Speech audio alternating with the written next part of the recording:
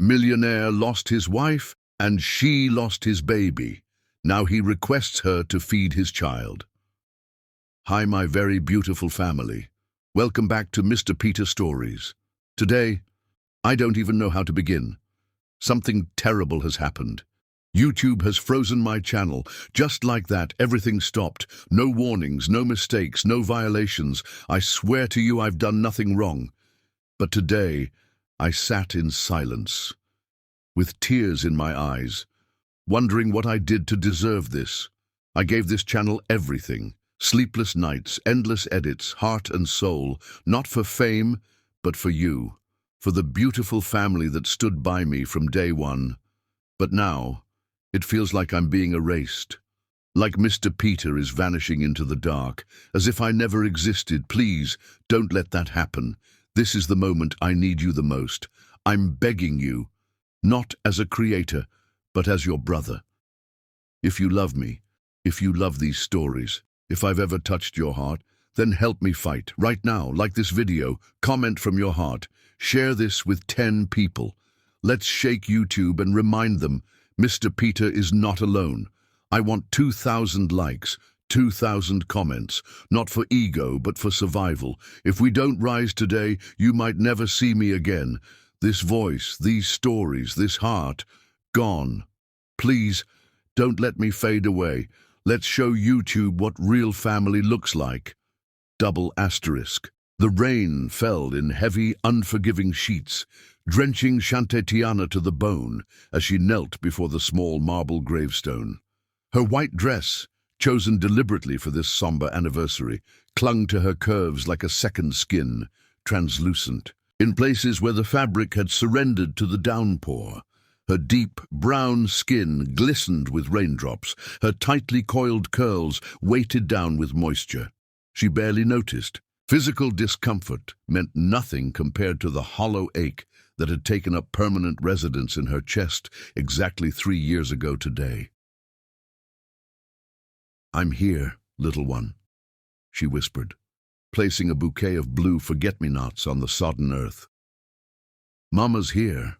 The marble was cold beneath her fingertips as she traced the inscription, Elijah James Finn, and beneath it a pair of tiny angel wings flanking dates that represented both birth and death, the beginning and end of a life that never had the chance to bloom.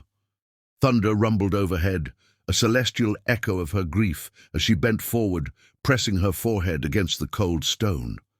The rain mingled with her tears, washing them away almost as quickly as they fell. "I still feel you," she murmured, her voice breaking. "Every day, every night, I feel the space you were meant to fill." Lightning split the sky, illuminating the deserted cemetery in stark white flashes. The groundskeeper had offered her an umbrella when she arrived, concern etched in his weathered face. She had declined with a gentle shake of her head. On this day she needed to feel everything, the cold, the wet, the physical manifestation of the storm that had never stopped raging inside her.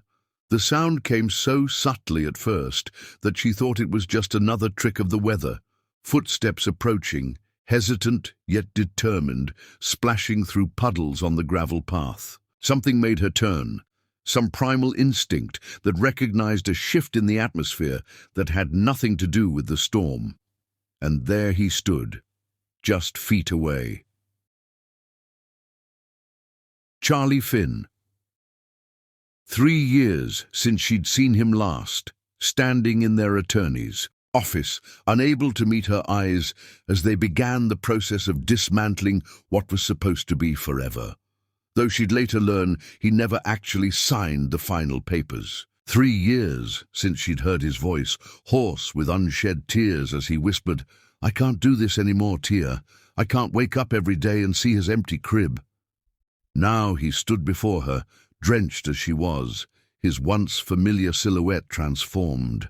By the small bundle he carried protectively against his chest. His tailored suit, always impeccable, even in their worst moments, was saturated, clinging to shoulders that looked both broader and somehow more burdened than she remembered.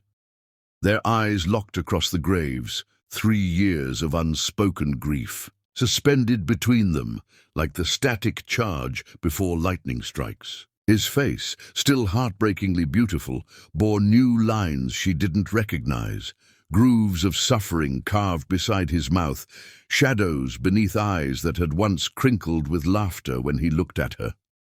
"Shantae," he said, her name emerging, as a broken whisper almost swallowed by the storm. She couldn't respond, couldn't find her voice as she watched him move closer, his expensive leather shoes sinking into the mud without hesitation. His dark hair, longer than she remembered, was plastered to his forehead, rain streaming down his face in rivulets that might have concealed tears if she didn't know better. Charlie Finn didn't cry, not even when they lost their son, not even when she hemorrhaged on the operating table and nearly followed their baby into death, not even when he walked away. Lightning flashed again, throwing his face into stark relief. She had been wrong. Those were definitely tears tracking down his cheeks, mingling with the rainfall in silent testimony. He fell to his knees in the mud beside her, cradling the bundle carefully despite his ungraceful descent. His free hand reached for the gravestone, fingers trembling as they traced the engraved name below hers. "I should have been here," he said, his voice breaking.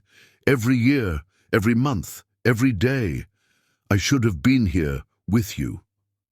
The bundle in his arms shifted, emitting a small sound that cut through the rainfall like a knife through silk.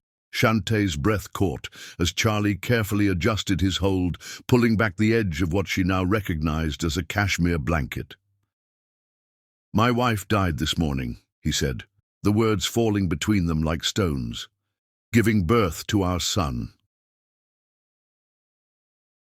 The blanket fell away to reveal a tiny face, eyes closed in fitful sleep, skin the color of caramel with a dusting of dark curls plastered to a perfectly formed head. The baby couldn't have been more than hours old, his features still swollen from the journey into the world. Shantae felt as though the ground had dropped away beneath her knees. The child looked eerily like the 3D sonogram pictures of their lost son, the same bow-shaped mouth, the same strong chin that matched Charlie's. "Veronica had cancer," Charlie continued, his voice hollow as he gazed down at the infant.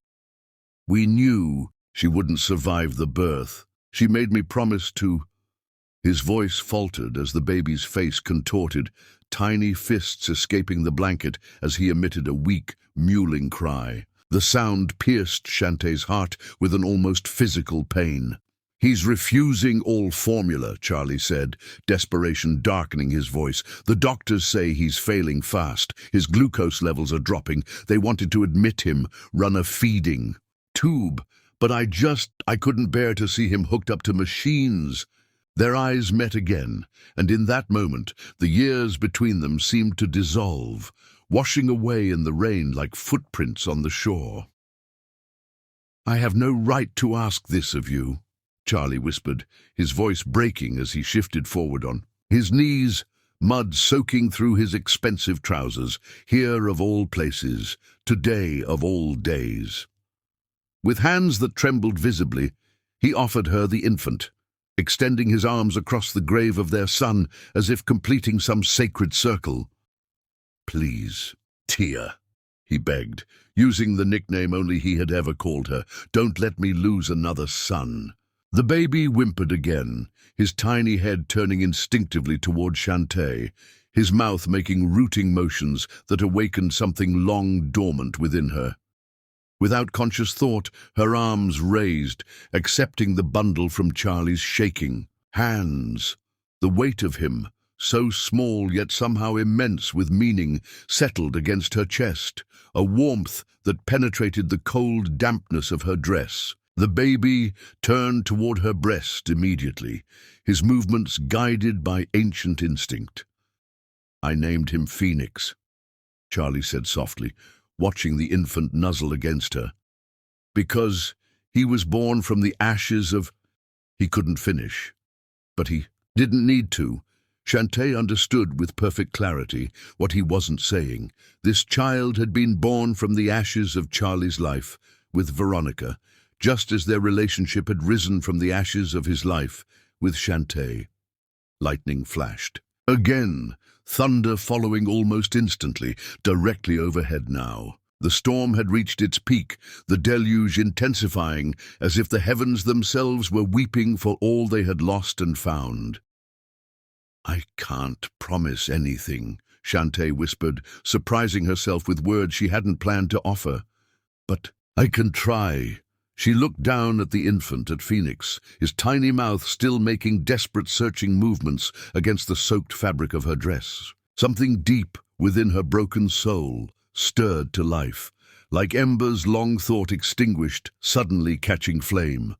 The experimental fertility treatments she'd been secretly continuing, her desperate attempt to have another chance at motherhood, after losing their son, had left her body in a unique state. Her doctor had mentioned the possibility of induced lactation as a side effect, though Shantae had dismissed it as irrelevant to a woman with no child to feed. Yet now, as she held this baby, Charlie's son with another woman, against her heart, she felt a response she'd never expected. A tingling sensation, a fullness, a physical awakening that mirrored the emotional one occurring simultaneously. "We need to get him somewhere dry," she said, rising carefully to her feet, cradling Phoenix. Against her with instinctive protectiveness, and warm, Charlie stood as well, his movements slow, as if he feared any sudden motion might shatter this fragile moment of grace. His hand reached out, hesitated, then gently brushed a wet curl from her forehead, his fingers leaving a trail of fire despite the cold rain. "Shantae," he whispered, her name a prayer on his lips. "I never stopped." "Don't," she interrupted, taking a step back. "Not now, not here." She glanced down at the gravestone between them, at the resting place of the child they had created and lost together. "He deserves better than that." Charlie nodded, understanding evident in his eyes despite the pain her rebuff caused. "My car is at the gate," he said. "Where should we go?" Shantae looked down at Phoenix, his tiny features now pinched with hunger and distress. The decision she was making went against every boundary she'd built to protect herself these past 3 years. Yet something stronger than self-preservation guided her now. "My apartment," she said, already turning toward the cemetery gates, instinctively shielding the baby from the worst of the rain with her body. "It's closer." As they walked away from the grave, Shantae felt a curious lightness despite the storm still raging around them. For the first time in 3 years, she left this sacred place without feeling as though she were abandoning her child. The weight of the new life in her arms seemed to balance something that had been off-kilter inside her for too long. Behind them, the rain continued to fall on the small grave, washing clean the marble stone, the blue forget-me-nots releasing their delicate fragrance into the storm-charged air. And perhaps it was just a trick of the lightning, but for a moment the angel wings carved into the stone seemed to lift slightly, as if in blessing. Chapter 2. Milk and Mercy. Rain lashed against the windows of Shantae's apartment as she sat in the rocking chair that had waited 3 years for a child who never came home. The antique wooden rocker, a gift from her grandmother when she first announced her pregnancy, creaked softly beneath her weight, a sound that had once filled her with anticipation, but now carried echoes of grief. Phoenix's whimpers grew more desperate as Shantae gathered her courage. With trembling fingers, she unbuttoned her still damp blouse, the fabric clinging to skin that had remembered all too well what it meant to prepare for nurturing life. Charlie stood by the window, his silhouette stark against the stormy backdrop, giving her what privacy he could in the intimate space of her one-bedroom apartment. He had removed his soaked suit jacket and shoes, but remained otherwise dressed in his drenched clothes, as if afraid to make himself too comfortable in a place he had once called home. "Are you sure about this?" he asked without turning, his voice barely audible above the rainfall. I know it's asking the impossible.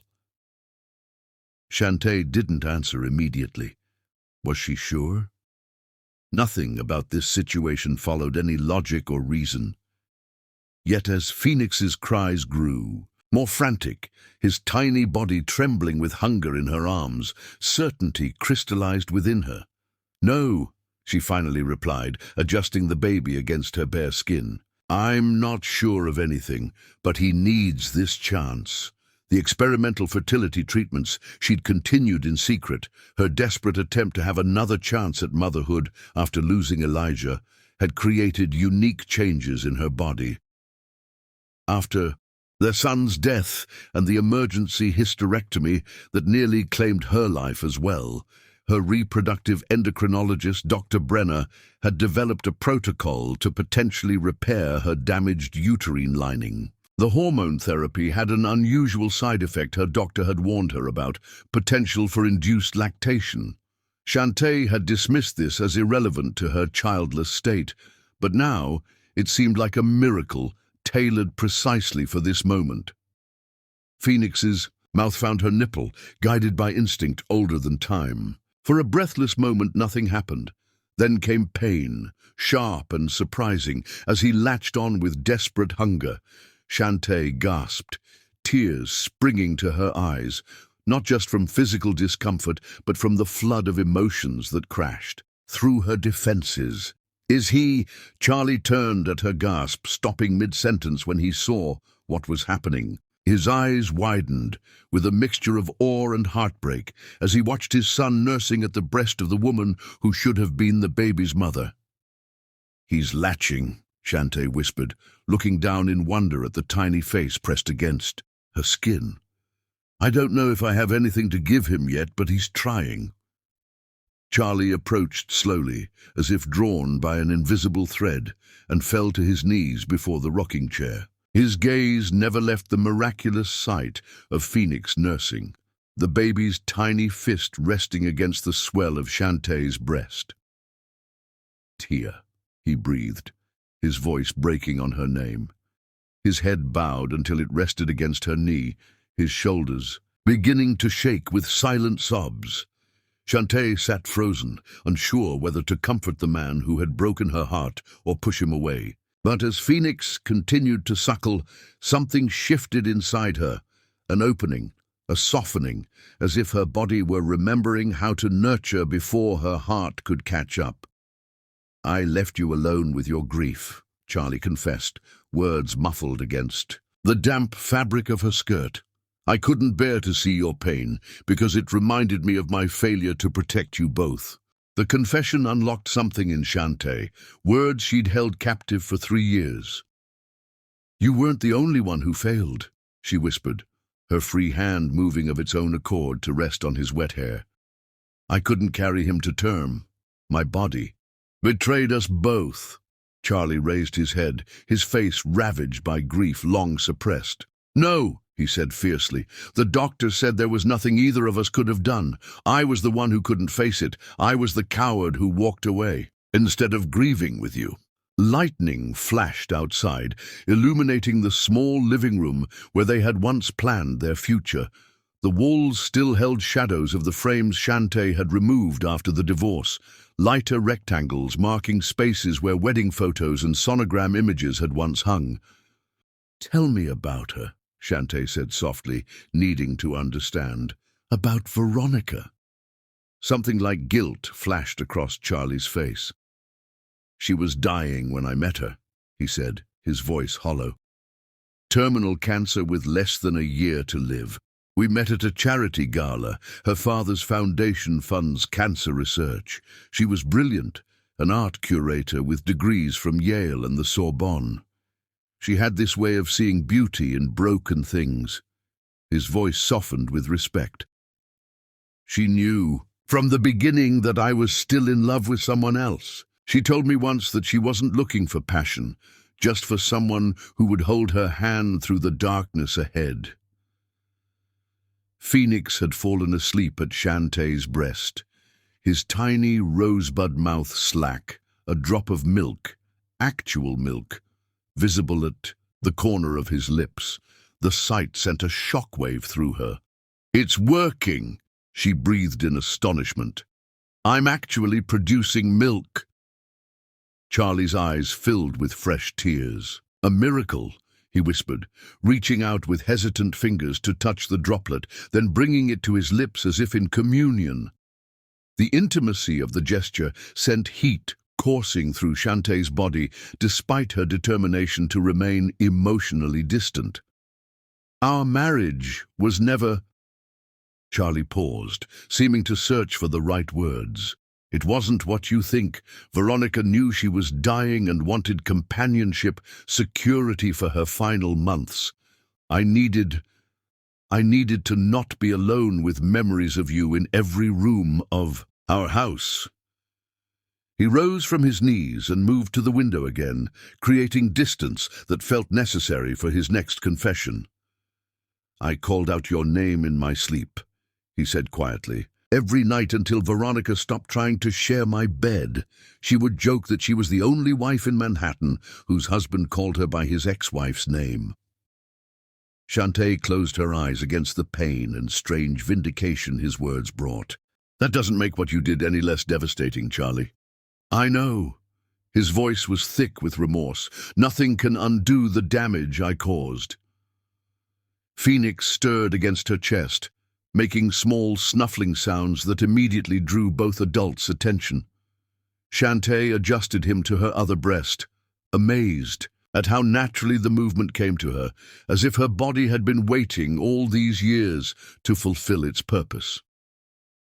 "When did you find out she was pregnant?" Shantae asked as Phoenix latched on again, wincing slightly at the renewed discomfort. Charlie's expression darkened. 6 months ago. It was impossible. The doctors had told her the chemotherapy had rendered her infertile. When she discovered she was pregnant, she also learned the cancer had metastasized to her liver. She refused treatment that might harm the baby. Shantae thought of the woman she'd never met, carrying a child while knowing she would never see it grow. The selflessness of such a choice humbled her. "She made me promise I would find someone who could love Phoenix as her own," Charlie continued, his voice breaking. She said a child needs a mother's heart as much as a mother's milk." The implication hung in the air between them. Had Veronica somehow known, somehow intuited that Shantae would be in Phoenix's life? "I haven't stopped the fertility treatments," Shantae confessed suddenly, needing to offer some truth of her own. "Not after the divorce, not after you remarried. Some part of me couldn't let go of the hope that someday I might still become a mother." Charlie's breath caught audibly. He crossed the room again, this time sitting on the edge of the coffee table directly across from her, their knees almost touching. "You never gave up," he whispered, wonder and shame mingling in his voice. "Not on having a child," she clarified, meeting his gaze directly. "I gave up on us a long time ago." The pain that flashed across his face should have brought satisfaction, but Shantae found no pleasure in it. Not now, with his son, Veronica's son, nestled against her heart. "Where? Will you go after tonight?" she asked, allowing herself to stroke Phoenix's downy head with one finger. "He'll need to eat every 2 hours. Formula isn't an option if he's truly rejecting it." Charlie hesitated, hope and fear warring in his expression. "I have a nursery, ready at my place. Veronica designed it before—" He couldn't finish the sentence. "I could bring him to you, or—" "That's not practical," Shantae interrupted. "Practical even in this impossible situation. A newborn needs consistency, especially one who's just lost his mother." Neither spoke the obvious solution, both afraid to voice the possibility of what it might mean. Thunder rumbled closer now, the storm intensifying rather than abating. Phoenix startled at the sound, his tiny body jerking against Shantae before she instinctively began to rock, humming a lullaby. She didn't know she remembered. Charlie watched her, his eyes filled with a complex emotion that transcended simple gratitude or lingering affection. "You were meant to be a mother, Tia," he said softly, reverently. "I was a fool to walk away when you needed me most." The words hung between them as Phoenix drifted back to sleep, his tiny hand curled around Shantae's finger in perfect trust. Outside, the rain continued to fall, washing away the boundaries and defenses they had built in the 3 years of their separation, leaving them raw and exposed to possibilities neither had dared to imagine. In the sanctuary of her apartment, with a child that was not hers, yet somehow belonged to her most primal self, Shantae felt something long frozen within her begin to thaw. Not forgiveness, not yet, but perhaps the first tentative step toward healing. Chapter 3. Mansion of Memories. Sleek black Bentley wound its way up the cliffside road, each curve revealing more of the Atlantic churning below. Shantae sat in the back seat, Phoenix asleep in her arms, watching as familiar landmarks passed by her window, the twisted oak at the hairpin bend, the stone wall covered in wild roses, the discreet security gate half hidden by ornamental grasses. 3 years since she'd traveled this road, yet her body remembered each turn before it came. "I should have warned you," Charlie said from beside her, his eyes carefully trained on Phoenix rather than meeting her gaze. "The house. It's changed." Shantae didn't respond. What could she say? That she'd expected him to preserve their marital home like a museum? That the thought of another woman redecorating the spaces she'd once carefully curated sent splinters of pain through her chest? As the Bentley rounded the final curve, the house came into view, and Shantae's breath caught involuntarily. Changed was an understatement. The beautiful colonial-style home they'd purchased together, all warm brick and gracious white columns, was gone. In its place stood a modernist creation of glass and steel, perched on the cliff like an alien spacecraft that had landed in the night. "You demolished our house," she whispered, unable to keep the shock from her voice. Charlie's jaw tightened. "I couldn't stay there, not after—" He didn't need to finish. Not after they lost their son, not after their marriage crumbled under the weight of their grief, not after Shantae moved out, leaving Charlie alone with the nursery they'd painted. Together, the crib that remained empty. The car glided to a stop at the entrance, where a silver-haired housekeeper waited beneath a sleek portico. As the driver opened their door, Shantae felt a moment of paralyzing uncertainty. Was she really doing this? Moving into the home Charlie had built with another woman to care for their child? "Mrs. Navarro has prepared the east wing for you. And Phoenix," Charlie said quietly, guiding her with a gentle hand at the small of her back, not quite touching, but close enough that she could feel the heat of his palm through her dress. "It has the best morning light and easiest access to the nursery." Shantae stepped into a soaring atrium of polished concrete and glass, where every footstep echoed. The space was immaculate and impersonal, more like a high-end hotel lobby than a home. No photographs adorned the walls, no personal touches softened the stark modernity. "Veronica was a minimalist," Charlie explained, noting her appraisal. "She believed in clean lines and open spaces." "And what did you believe in?" Shantae asked before she could stop herself. Charlie's eyes met hers for a fleeting moment. "Survival," he said simply. Mrs. Navarro approached, her expression carefully neutral as she regarded Shantae and the baby. "Welcome, Dr. Tiana. Your suite is ready, and I've prepared the items you requested for the infant." Her formal tone suggested she'd been briefed on the unusual situation, but had been instructed not to comment. "Thank you," Shantae replied with equal formality, though her mind reeled at being addressed so formally in what had once been her home. Dr. Tiana, not Mrs. Finn, a stranger, not the mistress of the house. They followed Mrs. Navarro down a glass-walled corridor that offered breathtaking views of the ocean on one side and a minimalist Japanese garden on the other. Phoenix stirred against Shantae's chest, making the small snuffling sounds that signaled hunger would soon wake him fully.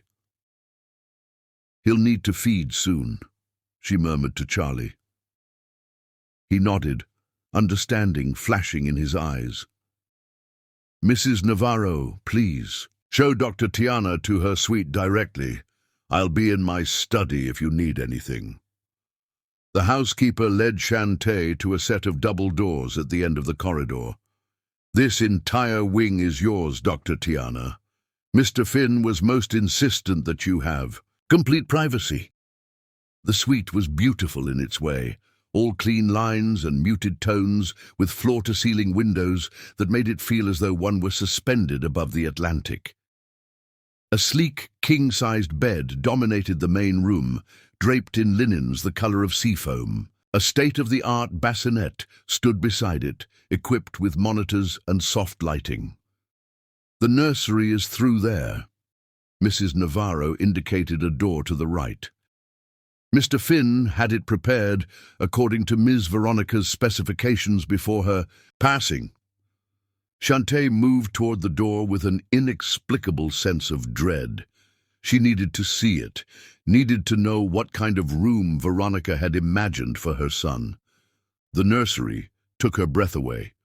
Unlike the stark modernity of the rest of the house, this room was a haven of warmth and whimsy. The walls were painted a soft sage green, with a mural of a magical forest covering one wall, delicate trees with fairy lights twinkling among their branches, woodland creatures peering from behind ferns and flowers. A plush rocking chair sat in one corner beside a bookshelf already filled with children's classics. "She never got to see it finished," came Charlie's voice from behind her. "The mural was completed the day she went into labor." Shantae turned to find him standing in the doorway, his expression guarded yet vulnerable. "It's beautiful," she said honestly. She had wonderful taste. She wanted him to have magic in his life, Charlie said softly. Her own childhood was clinical. Her parents valued achievement over imagination. Phoenix began to cry in earnest now, his tiny face reddening with hunger. Shantae moved automatically to the rocking chair, unbuttoning the top of her dress with practiced ease, despite having done this only a handful of times. As she settled Phoenix against her breast, she became acutely aware of Charlie still standing in the doorway, watching them with an expression that made her heart twist. "You can come in," she said softly. "It's your home, your son." He entered hesitantly, as if crossing some invisible boundary. "I don't want to intrude on your privacy." "A bit late for that," she replied with a hint of irony, gesturing to her partially exposed breast, where Phoenix nursed contentedly. A ghost of a smile touched Charlie's lips, the first she'd seen since he appeared at the cemetery. He moved to lean against the windowsill, maintaining a respectful distance. "There's something else you should know," he said, after a moment of silence. "Something I should show you." The tone of his voice sent a chill through her. "What is it?" "When you're finished feeding him," Charlie replied, his eyes darting to Phoenix. "It can wait." They fell into silence as Phoenix nursed, the only sounds the soft suckling of the baby and the distant crash of waves against the cliffs below. Despite the strangeness of the situation, Shantae felt an unexpected peace settle over her. Her body was doing what it was designed to do, nurturing a child who needed her. The fact that this child came to her through such a convoluted path of heartbreak seemed, in this moment, less important than the simple miracle of being able to provide what he needed. After Phoenix finished feeding and drifted to sleep, Shantae carefully laid him in the bassinet. She fixed her clothing and turned to Charlie, who had remained silent, lost in thoughts she couldn't begin to decipher. "Show me," she said simply. He led her through the maze-like corridors of the glass house, eventually stopping before a door that seemed out of place among the modernist design. A heavy wooden door with ornate hinges that looked as though it had been salvaged from another era or another house. With visible reluctance, Charlie produced a key from his pocket and unlocked the door. "I've never shown this to anyone," he said, his voice barely audible. "Not even Veronica knew about it." He pushed the door open, revealing darkness beyond. As he reached for a light switch, Shantae felt a premonition wash over her, a certainty that whatever lay beyond would change something fundamental between them. Light flooded the room, and Shantae's knees nearly buckled beneath her. It was their nursery. Not a replica, not a similar design, but the actual nursery they had created for Elijah, preserved in perfect, painful detail. The blue walls with hand-painted clouds, the maple crib with the mobile of stars and moons that Charlie had spent hours assembling, the changing table with the drawer still half open, revealing newborn diapers that had waited 3 years for a baby who never came home. On the wall hung a framed ultrasound photo, the last image they had of their son, his tiny profile clear. In the black and white image, one hand raised as if waving. Beside it was a small shadow box containing baby booties that had never been worn and a hospital bracelet that had never circled a wrist. "You kept it," she whispered, her voice breaking. "All of it?" Charlie remained in the doorway, unable or unwilling to enter. "When we sold our house, I had them remove everything intact. The contractors thought I was insane, insisting they take out the walls without damaging the paint, dismantling the furniture, piece by piece." Shantae moved deeper into the room, her fingers trailing over surfaces that felt both foreign and achingly familiar. There was her rocking chair, not the one from her apartment, but the antique maple rocker her parents had given them, restored by Charlie himself. The bookshelf held the same books she had carefully selected. Goodnight Moon, The Velveteen, Rabbit, classics she had imagined reading to their son.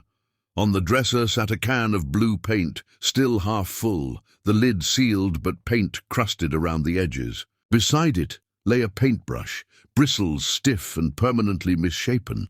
"We never finished the corner," Charlie said, following her gaze. "You went into labor that morning, before we could finish the last cloud." Shantae's eyes filled with tears that spilled unchecked down her cheeks. The memory crashed over her. Charlie in old jeans splattered with paint, laughing as she directed him where to add more white for the perfect cloud shape. The first twinge that she dismissed as Braxton Hicks. The second, stronger pain that had made her drop her brush, the fear in Charlie's eyes as he realized it was too soon. "Why?" she asked, turning to face him.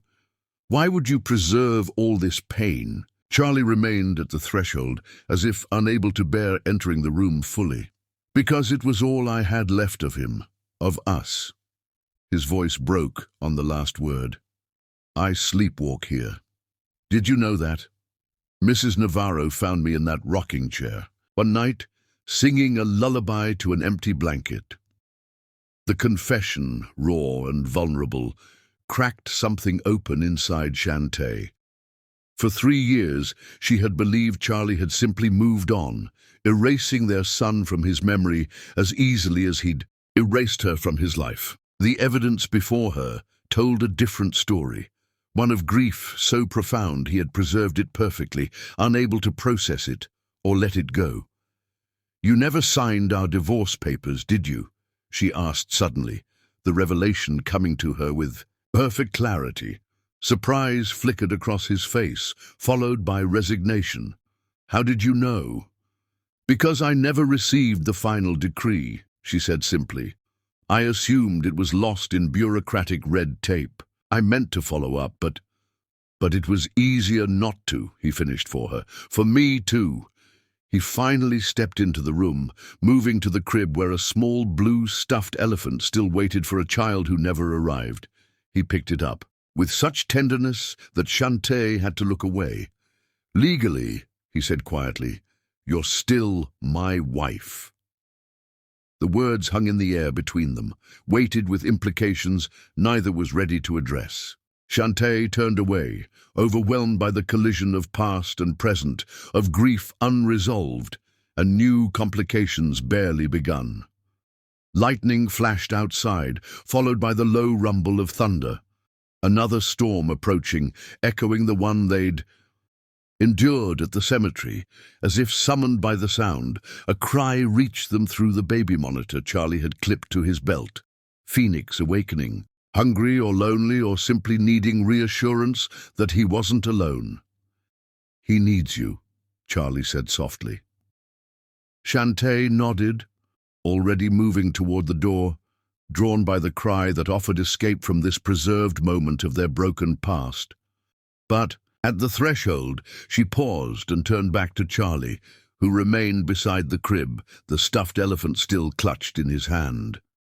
"We can't live in two nurseries, Charlie," she said gently. "At some point, you'll have to choose between honoring what we lost and embracing what's here now." She left him there, surrounded by the remnants of their shattered dreams, and made her way back to Phoenix, the unexpected gift who represented a future neither of them had imagined. As she lifted the crying infant from his bassinet, cradling him against her heart, she wondered if it was possible to build something new from the ashes of so much loss. Outside, the storm gathered strength, lightning illuminating the glass walls of the house in stark white flashes, making it seem momentarily transparent, revealing the fragile souls within, each nursing wounds the others couldn't fully see, yet somehow instinctively recognized. Chapter 4. Skin to Skin. The storm that had been threatening all day finally unleashed its fury shortly after midnight. Rain lashed against the glass walls of the mansion with such violence that Shantae woke even before Phoenix's hungry cries began. She lifted him from the bassinet, whispering soothing words as lightning transformed the room into stark relief, shadows and brightness alternating in rapid succession. As she settled into the rocking chair to nurse, the room plunged into sudden darkness.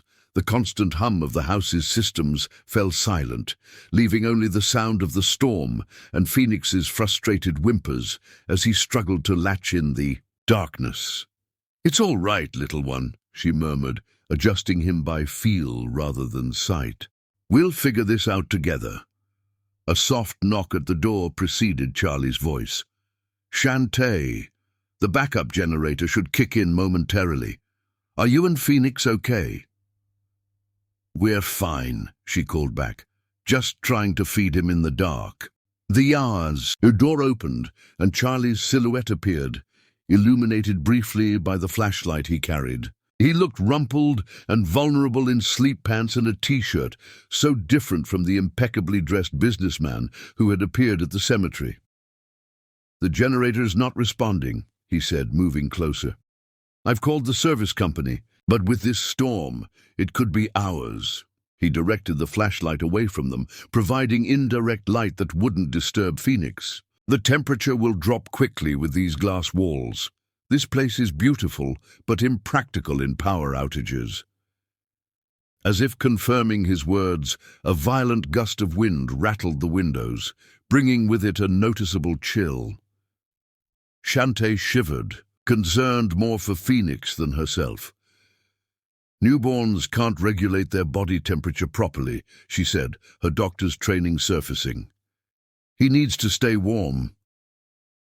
Charlie nodded, already moving with purpose. "We should move to the library. It's the only room with a fireplace." He hesitated, then asked, "Can I help you? With anything you need to bring?" The uncertainty in his voice. Charlie Finn, who had once commanded boardrooms and built financial empires, asking permission to help, stirred something in Shantae's. Just grab that cashmere blanket," she said, nodding toward the bed. "I've got him." The library proved to be a welcome contrast to the stark modernity of the rest of the house. Wood-paneled walls lined with books created a cocoon of warmth, while a massive stone fireplace dominated one wall. Charlie worked quickly, lighting the fire with practiced movements while Shantae settled on the leather sofa, Phoenix still nursing contentedly, oblivious to the chaos of elements outside. "This room survived the renovation," Charlie explained, adding another log to the growing flames. "Veronica thought it was too traditional, but I couldn't bear to change it." "Because it reminded you of our first home," Shantae said softly, recognizing elements they had once chosen together. The specific shade of the leather couches, the arrangement of nautical antiques on the built-in shelves. Charlie looked up, surprise flickering across his features. "Yes," he admitted. "I told Veronica it was because I needed one room that wasn't a fishbowl. But the truth was, I needed something familiar to hold on to." The fire cast a warm glow across his features, softening the hard lines that years and grief had etched around his eyes and mouth. For a moment, Shantae glimpsed the Charlie she had fallen in love with, the boy who had pursued her relentlessly through their college years, the man who had proposed on a cliff at sunset, promising her forever. Phoenix finished nursing and Shantae adjusted her clothing, lifting him to her shoulder to burp. The practiced movement felt strangely natural now, as if her body had been waiting to perform this dance. "Let me," Charlie said suddenly, moving toward them with hesitant steps. "Please." She carefully transferred Phoenix to his father's waiting arms, their fingers brushing in the exchange. Charlie positioned the baby against his shoulder with surprising confidence, his large hand supporting Phoenix's delicate head while he gently patted his back. "You're good with him," Shantae observed, tucking her legs beneath her on the sofa. A sad smile touched Charlie's lips.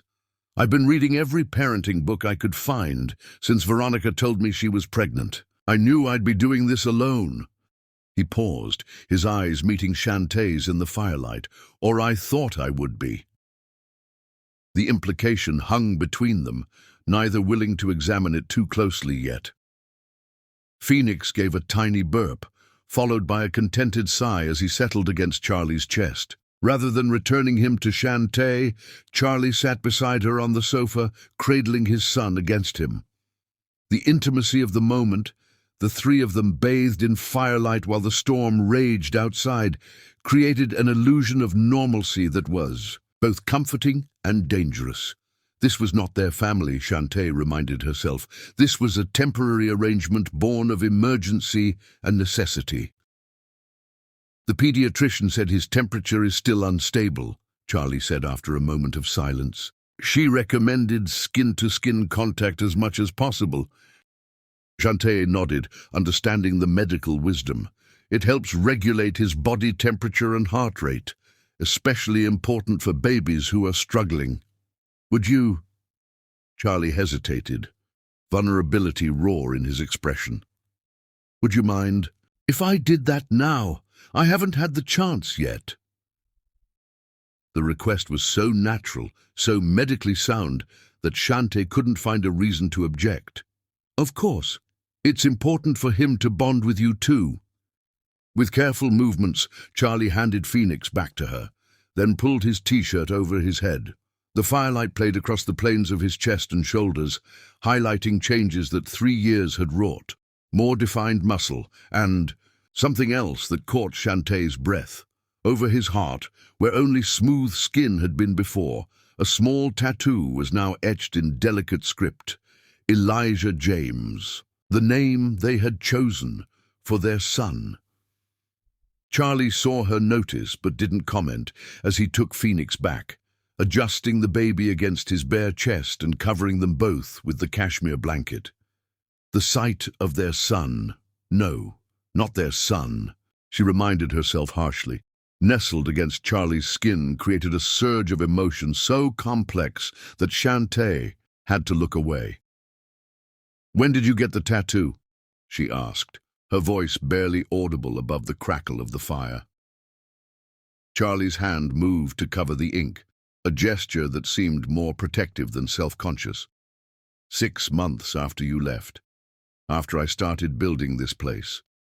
I needed something permanent, something that couldn't be taken away or destroyed. The admission broke something open between them. 3 years of questions neither had been brave enough to ask. "Did you love her?" Shantae whispered, needing to know yet dreading the answer. Charlie didn't pretend to misunderstand. "Not the way I loved you," he said simply. "Veronica knew that from the beginning. She had her own ghosts, her own reasons for wanting companionship without expecting passion." He paused, his eyes fixed on Phoenix's sleeping face. "I called out your name in my sleep the night of our wedding. She never shared my bed again after that." The confession should have brought vindication, but Shantae felt only a profound sadness for the woman who had died bringing Phoenix into the world, a woman who had accepted emotional scraps when she deserved a banquet. "And you?" Charlie asked, his voice rough with emotion. "Has there been anyone since?" "No," she answered truthfully. "I've dated, but nothing serious. No one has gotten close enough to see—" She gestured vaguely toward her midsection, where her cesarean scar lay hidden beneath her nightgown. Charlie's eyes darkened with understanding. "Your scars. Not just the physical ones," she clarified. "I couldn't bear to explain about Elijah, about us, about everything that broke." The fire popped and hissed as a log settled, sending sparks up the chimney. Outside, the storm continued, unabated rain drumming against the windows with rhythmic insistence. "I never told Veronica about him," Charlie confessed. "She knew I'd been married before, that it had ended badly, but I never shared his name or how we lost him." His voice broke on the last words. "What kind of coward does that make me, Tia? I erased my own son." "You didn't erase him," Shantae said softly, surprising herself with the need to comfort rather than condemn. "You preserved every detail of his nursery. You put his name on your heart. You may not have spoken it aloud, but you carried him with you." Charlie's eyes glistened in the firelight, tears he seemed determined not to shed. Phoenix stirred against his chest, tiny fingers splaying across the tattoo, as if reaching for the brother he would never know. Without conscious thought, Shantae reached out, her fingers joining Phoenix's on Charlie's skin, tracing the letters of their son's name. The contact sent electricity through her arm, awakening sensations she had convinced herself were long dead. Charlie's free hand covered hers, trapping her fingers against his heart. "I failed you both," he whispered, his voice raw. "I ran when you needed me most. When Elijah died, something in me broke, and instead of letting you help me put it back together, I shattered everything else." "We both failed," Shantae admitted, voicing a truth she had carried silently for 3 years. "I pushed you away too. I couldn't bear to see your grief when I could barely contain my own." Phoenix whimpered softly, perhaps sensing the emotional current passing between the adults.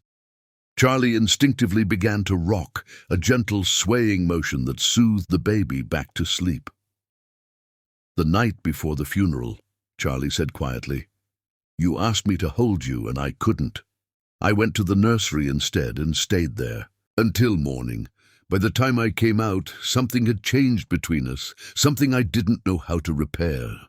The memory washed over Shantae with painful clarity, the desperate need for connection in her darkest hour, the rejection that had felt like a second death. "I thought you blamed me," she whispered, "for not carrying him to term, for failing to give you a child." "God, no," Charlie breathed, horror etched across his features. "Never that. I blamed myself for not protecting you both, for being helpless when it mattered most." He closed his eyes, pain contorting his expression. And then I made it infinitely worse by leaving when you needed me to stay. A particularly violent gust of wind rattled the windows, making them both start. Phoenix squirmed against Charlie's chest, but didn't wake. The fire had burned down to glowing embers, casting the room in soft amber light that softened the hard edges of their shared history. "What happens now?" Shantae asked, the question encompassing far more than their immediate situation. Charlie met her gaze, vulnerability and hope warring in his expression. "Now we take care of Phoenix, one day at a time.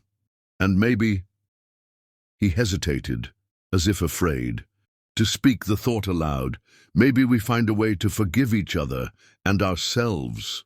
The simple wisdom of his words settled over Shantae like a balm. One day at a time, it was how she had survived the past 3 years, putting one foot in front of the other, breathing through each moment of grief until it became bearable. Then, doing it again the next day, and the next. "I'd like that," she whispered, surprising herself with the truth of it. Outside, the storm raged on. But within the warm cocoon of the library, something fragile had begun to heal. Not the clean mending of a fresh wound, but the slow, painful knitting together of old injuries long left to fester.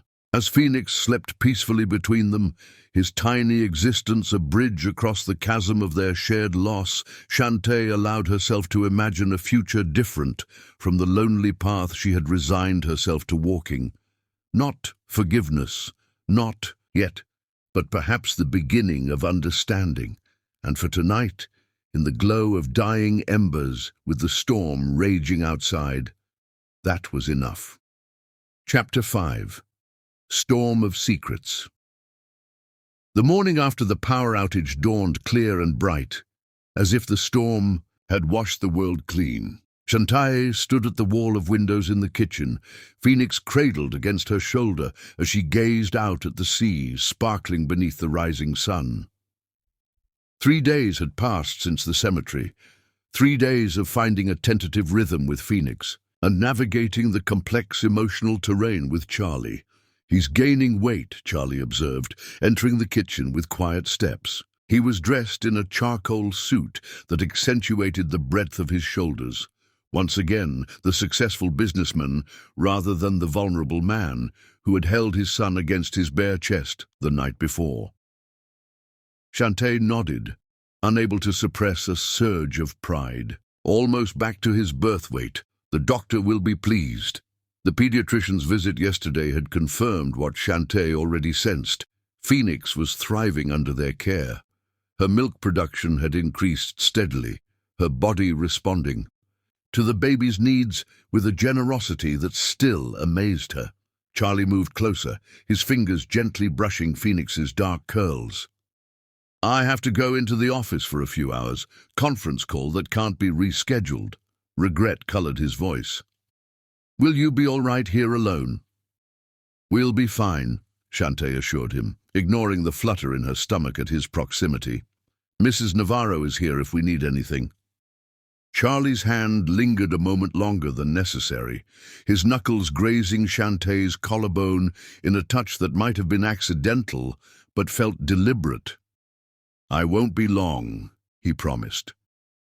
After he left, Shantae settled into the sun-drenched solarium with Phoenix, using the peaceful morning to catch up on medical journals. Her leave of absence from the hospital had been granted with surprising ease, her department chief expressing more concern for her well-being than her absence from the pediatric ward. The sound of tires on gravel drew her attention shortly before noon. Expecting Charlie's return, she was surprised to see an unfamiliar Rolls-Royce sweeping up the drive. Before she could process this development, Mrs. Navarro appeared, her usual composure visibly disturbed. "Dr. Tiana," she said in a low, urgent voice. "Mr. and Mrs. Blackwell have arrived. Veronica's parents," she clarified, though Shantae had already guessed. "They're insisting on seeing Phoenix." Shantae felt a flutter of anxiety. Did Charlie know they were coming? No, Mum. They arrived, unannounced. I've called Mr. Finn, but he's in his meeting. Shantae straightened her shoulders. Decision made. Please show them to the living room. I'll join them momentarily. After settling Phoenix in his bassinet for his nap, Shantae checked her appearance in the mirror. She wore a simple silk blouse and linen pants, casual but elegant. Her hair was twisted into a neat bun, her face free of makeup except for tinted lip balm. She looked professional, composed, not at all like a woman whose life had been turned upside down less than a week ago.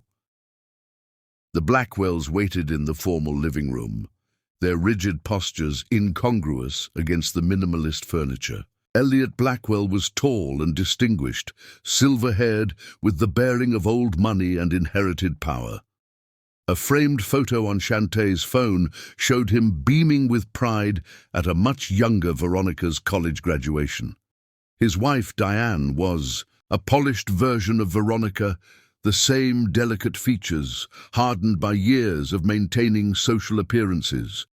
She clutched a small, silver-framed photo of Veronica in her hands, her manicured fingers tracing the image of her daughter's face, in an unconscious gesture of grief. Dr. Tiana, Elliot acknowledged as Shantae entered, not bothering to rise.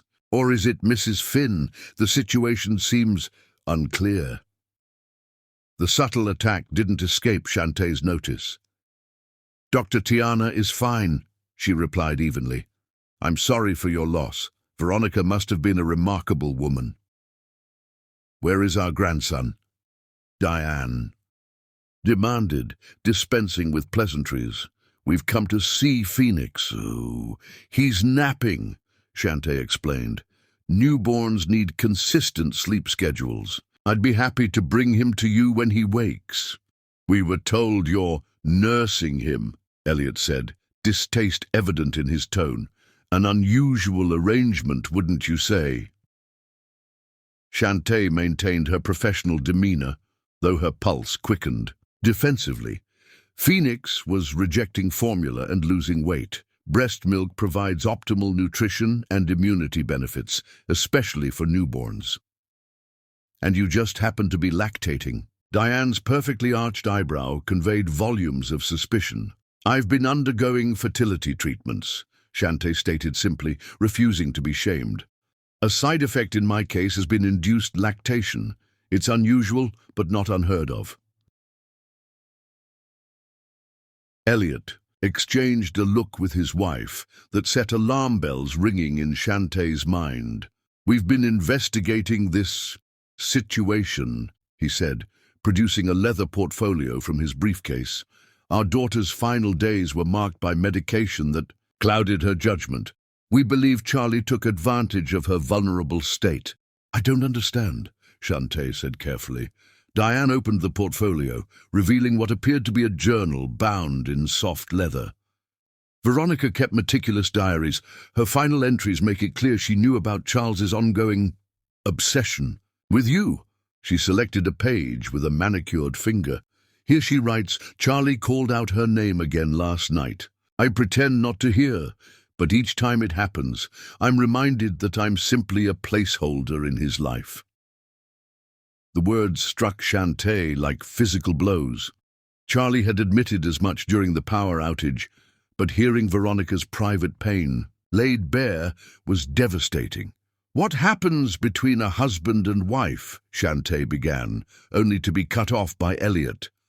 What happened was that our daughter married a man who never stopped loving his ex-wife, then found herself dying while carrying a child she knew would be raised by another woman. His voice vibrated with controlled fury. And now that woman, you, is playing mother to our grandchild in some perverted arrangement. The accusation hung in the air, ugly and distorted. Before Shantae could respond, a piercing cry came through the baby monitor clipped to her waist. Phoenix had woken, his timing both terrible and perfect. Excuse me, she said, rising with as much dignity as she could muster. Phoenix needs me. We'll accompany you, Diane insisted, standing as well. "We want to see our grandson." Shantae hesitated only briefly before nodding. Perhaps seeing Phoenix would soften their hostility. In the nursery, Phoenix's cries grew more insistent as Shantae lifted him from the bassinet. His tiny face was scrunched in hunger, his mouth making rooting motions against her shoulder. "He's hungry," she explained, settling into the rocking chair. "I need to feed him." "Now?" Diane asked, clearly uncomfortable. "Newborns eat every 2 to 3 hours," Shantae replied calmly. "He can't wait."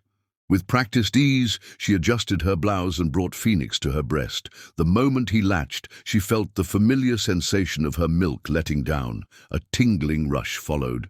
By immediate relief, so focused was she on Phoenix that she barely registered the looks of shock on the Blackwells' faces.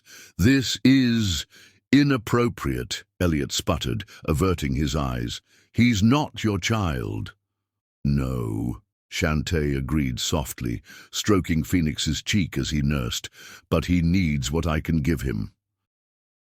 The intimate moment was shattered by the sound of the front door opening, followed by rapid footsteps. Charlie appeared in the doorway, slightly breathless, his tie loosened and hair mussed as if he'd run from his car. "What's going on here?" he demanded, taking in the scene with narrowed eyes. "Charles," Elliot acknowledged coldly. "We were just getting acquainted with your arrangement." Charlie's jaw tightened as he moved protectively toward Shantae and Phoenix. "You should have called before coming." "And given you time to prepare," Diane countered. "We wanted to see the situation for ourselves." Her gaze flicked dismissively toward Shantae. "And it's worse than we imagined. I think we should continue this conversation elsewhere," Charlie said firmly, his hand coming to rest on Shantae's shoulder. "Shantae, finish feeding Phoenix. I'll speak with Elliot and Diane in the study." The touch of his hand sent warmth, cascading through Shantae's body, despite the tension in the room. She nodded, grateful for his intervention. As Charlie led the Blackwells away, Diane turned back, her expression cold. "We'll be filing for custody, Dr. Tiana. Our attorneys have already begun the paperwork. This unnatural situation won't continue." After they left, Shantae closed her eyes, trying to calm her racing heart as Phoenix continued to nurse, blissfully unaware of the storm gathering around him. Custody. The word struck terror into her heart. What legal right did she have to Phoenix? None whatsoever. She was neither his mother nor his relative, merely a convenient source of nourishment that could be replaced with the right formula or donor milk. When Phoenix finished feeding, Shantae held him close, inhaling his sweet scent as if memorizing it. 3 days, and already the thought of losing him was unbearable. Raised voices drifted from the study, too muffled to make out specific words, but clear enough to convey the intensity of the confrontation. Shantae paced the nursery, soothing Phoenix, while straining to hear what was being decided about his future. The study door finally opened, and footsteps retreated toward the front of the house. Moments later, Charlie appeared in the nursery doorway, his expression thunderous. "They're gone," he said, his voice tight with controlled anger. "For now." "They're filing for custody," Shantae said, searching his face for confirmation. Charlie nodded grimly. "They claim I coerced Veronica while she was medically compromised, that this arrangement with you is detrimental to Phoenix's well-being." His hand ran through his hair in frustration. "They're claiming I'm unfit because I'm still in love with my ex-wife." The words hung between them, neither acknowledging the implicit truth in the accusation. "What does that mean for Phoenix?" Shantae asked, forcing herself to focus on the child rather than the declaration that had made her heart stutter. "It means we fight," Charlie said with quiet determination. "I've already called my attorneys." He moved closer, reaching for Phoenix. "May I?" Shantae transferred the baby to his arms, their fingers brushing in the exchange. Charlie cradled his son with gentle confidence, pressing a kiss to his forehead. "Veronica made her wishes clear," he said softly.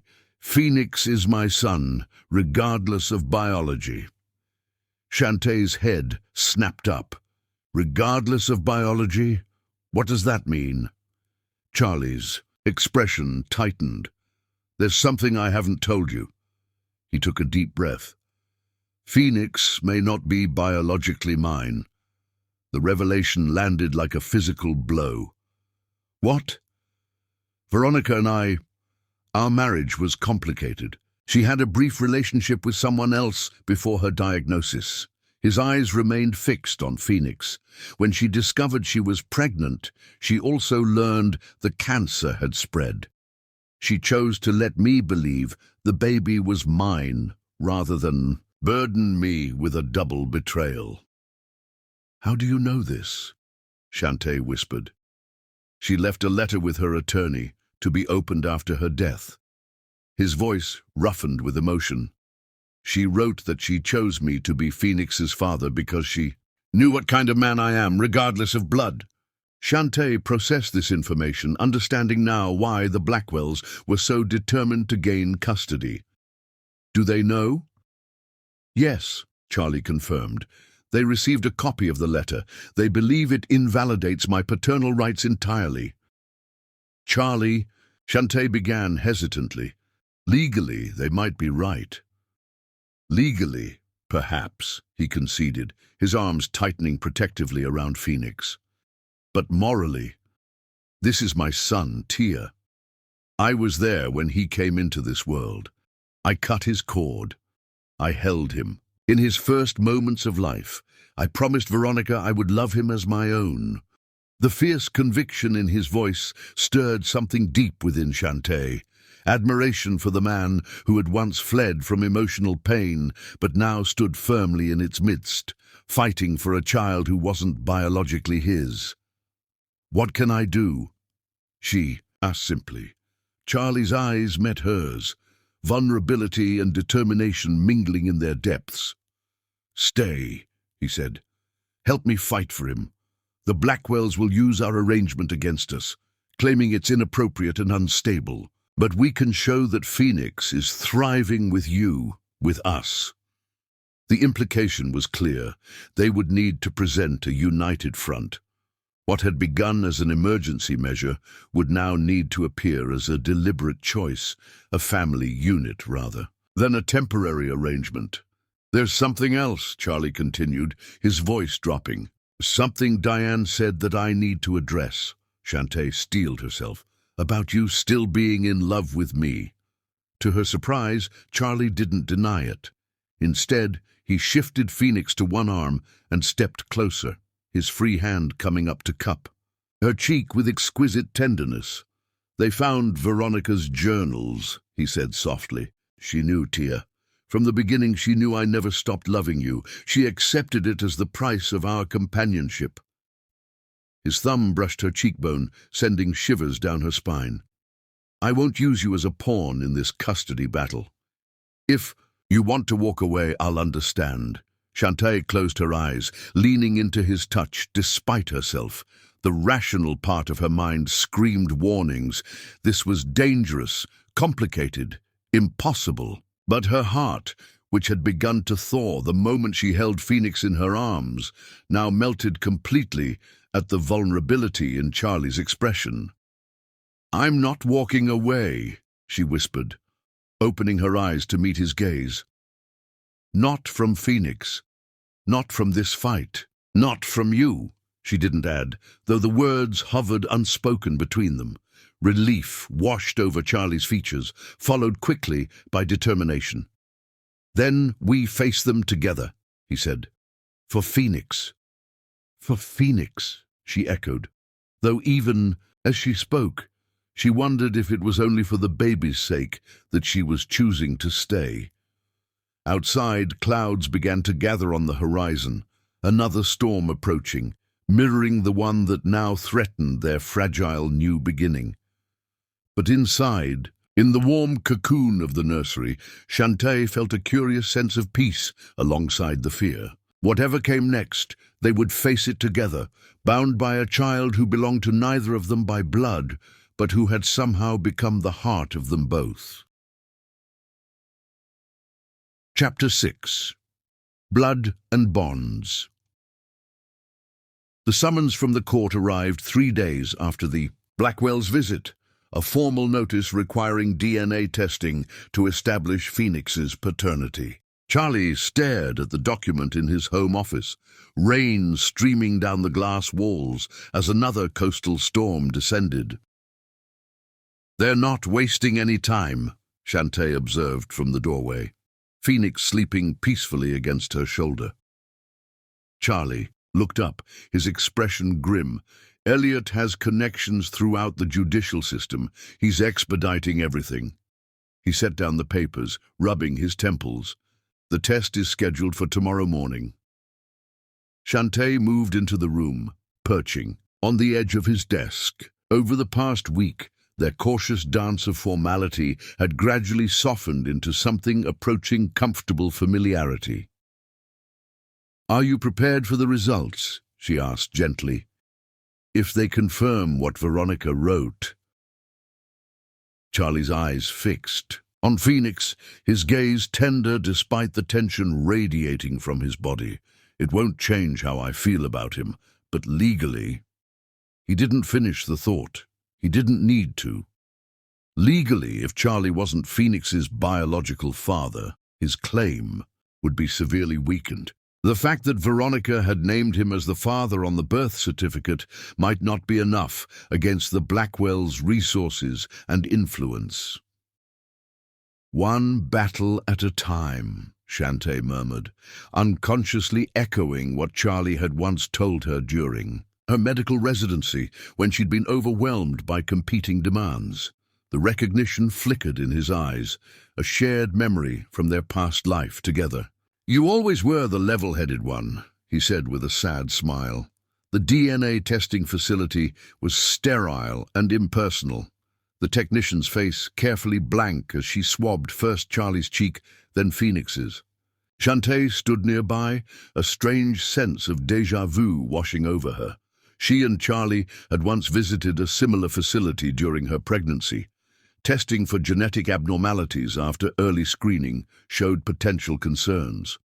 "Results will be available within 48 hours, the technician informed them, sealing the samples in labeled containers. "They'll be sent directly to the court and your attorneys." Outside, Charlie paused beside his car, his expression distant as he gazed at the gray skyline. "I need some air," he said abruptly. "Would you mind taking Phoenix home with Mrs. Navarro? I'll be back later." Alarm flickered through Shantae. "Charlie, where are you going?" "I just need to think," he said, not meeting her eyes. "Please, Tia." Something in his voice, a thread of desperation barely contained, made her nod despite her misgivings. "Don't do anything rash," she warned softly. His only response was a quick kiss to Phoenix's forehead before he walked away, leaving Shantae watching his retreating figure with a sense of foreboding. Hours passed with no word from Charlie. Phoenix had been fed, bathed, and put down for the night, and still Shantae found herself pacing the glass-walled living room, checking her phone every few minutes. Rain lashed against the windows with increasing fury as the storm intensified, mirroring her growing anxiety. When her phone finally rang shortly after midnight, it wasn't Charlie, but his attorney, Marcus Bellamy. "Dr. Tiana, I apologize for the late call," Marcus began, his tone professionally neutral. "I've just received the test results from the lab. They expedited the process at the Blackwell's request." Shantae's heart sank. "And?" "The test confirms that Charlie is not Phoenix's biological father," Marcus stated. "I've been trying to reach him, but he's not answering his phone." "Is he with you?" "No," Shantae replied, fear crystallizing in her chest. "He left after the testing and hasn't returned." A weighted pause. "I see. When you hear from him, please have him call me immediately. The Blackwell's attorneys have already filed." an emergency motion for temporary custody based on these results. After ending the call, Shantae tried Charlie's phone again, cursing under her breath when it went straight to voicemail. Where would he go? What would he do with this devastating confirmation? The answer came to her with sudden clarity. There was only one place Charlie would seek solace in his darkest moment. Grabbing her coat and an umbrella, Shantae asked Mrs. Navarro to listen for Phoenix, then headed out into the storm. The rain was merciless, pelting her face despite the umbrella as she made her way to her car. The cemetery was 30 minutes away under normal conditions. In this deluge, it would take longer. The cemetery gates were locked when she arrived, but Shantae knew the small side entrance that was often left unsecured for late-night visitors. She abandoned her useless umbrella, letting the rain soak her completely as she made her way through the darkened grounds, guided more by instinct than sight. When she finally reached Elijah's grave, the sight before her broke her heart. Charlie knelt in the mud beside the small tombstone, his suit ruined, his bare hands digging into the sodden earth as if trying to reach their son beneath the ground. He was speaking, though Shantae couldn't make out the words over the rain. "Charlie," she called, approaching slowly. He looked up, his face a mask of anguish, illuminated briefly by lightning. "He's not mine," he said, his voice hollow. "Phoenix isn't mine, just like Elijah wasn't." His voice broke on a sob. Understanding crashed over Shantae. This wasn't just about Phoenix. This was about both sons Charlie felt he had failed to claim, one through death, one through blood. She knelt beside him in the mud, heedless of the rain soaking through her clothes. "Phoenix is yours," she said fiercely, gripping his shoulders. "Blood doesn't make family, Charlie. Love does." "The court won't see it that way," he countered, his eyes wild with grief. "I'll lose him, just like I lost Elijah, just like I lost you." "You haven't lost me," Shantae whispered, the words escaping before she could reconsider them. "I'm right here." Lightning flashed again, illuminating the hope that flared briefly in Charlie's eyes, before doubt extinguished it. "For how long? When this is over, when the Blackwells take Phoenix." "They haven't yet," she interrupted, her hands moving to frame his face, forcing him to meet her gaze. "And they won't. We're going to fight for him, together." Rain streamed down their faces, mingling with tears neither could stop. In this place of their greatest loss, with the elements raging around them, something elemental shifted between them, a recognition that transcended rational thought.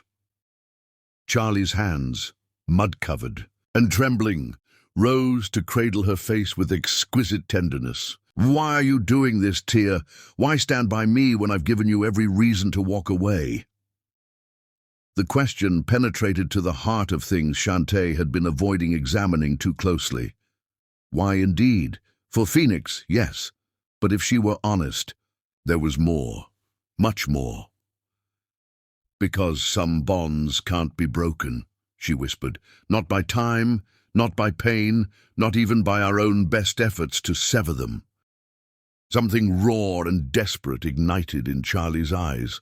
With a groan that seemed torn from his very soul, he pulled her to him, his mouth finding hers with unerring precision despite the darkness and rain.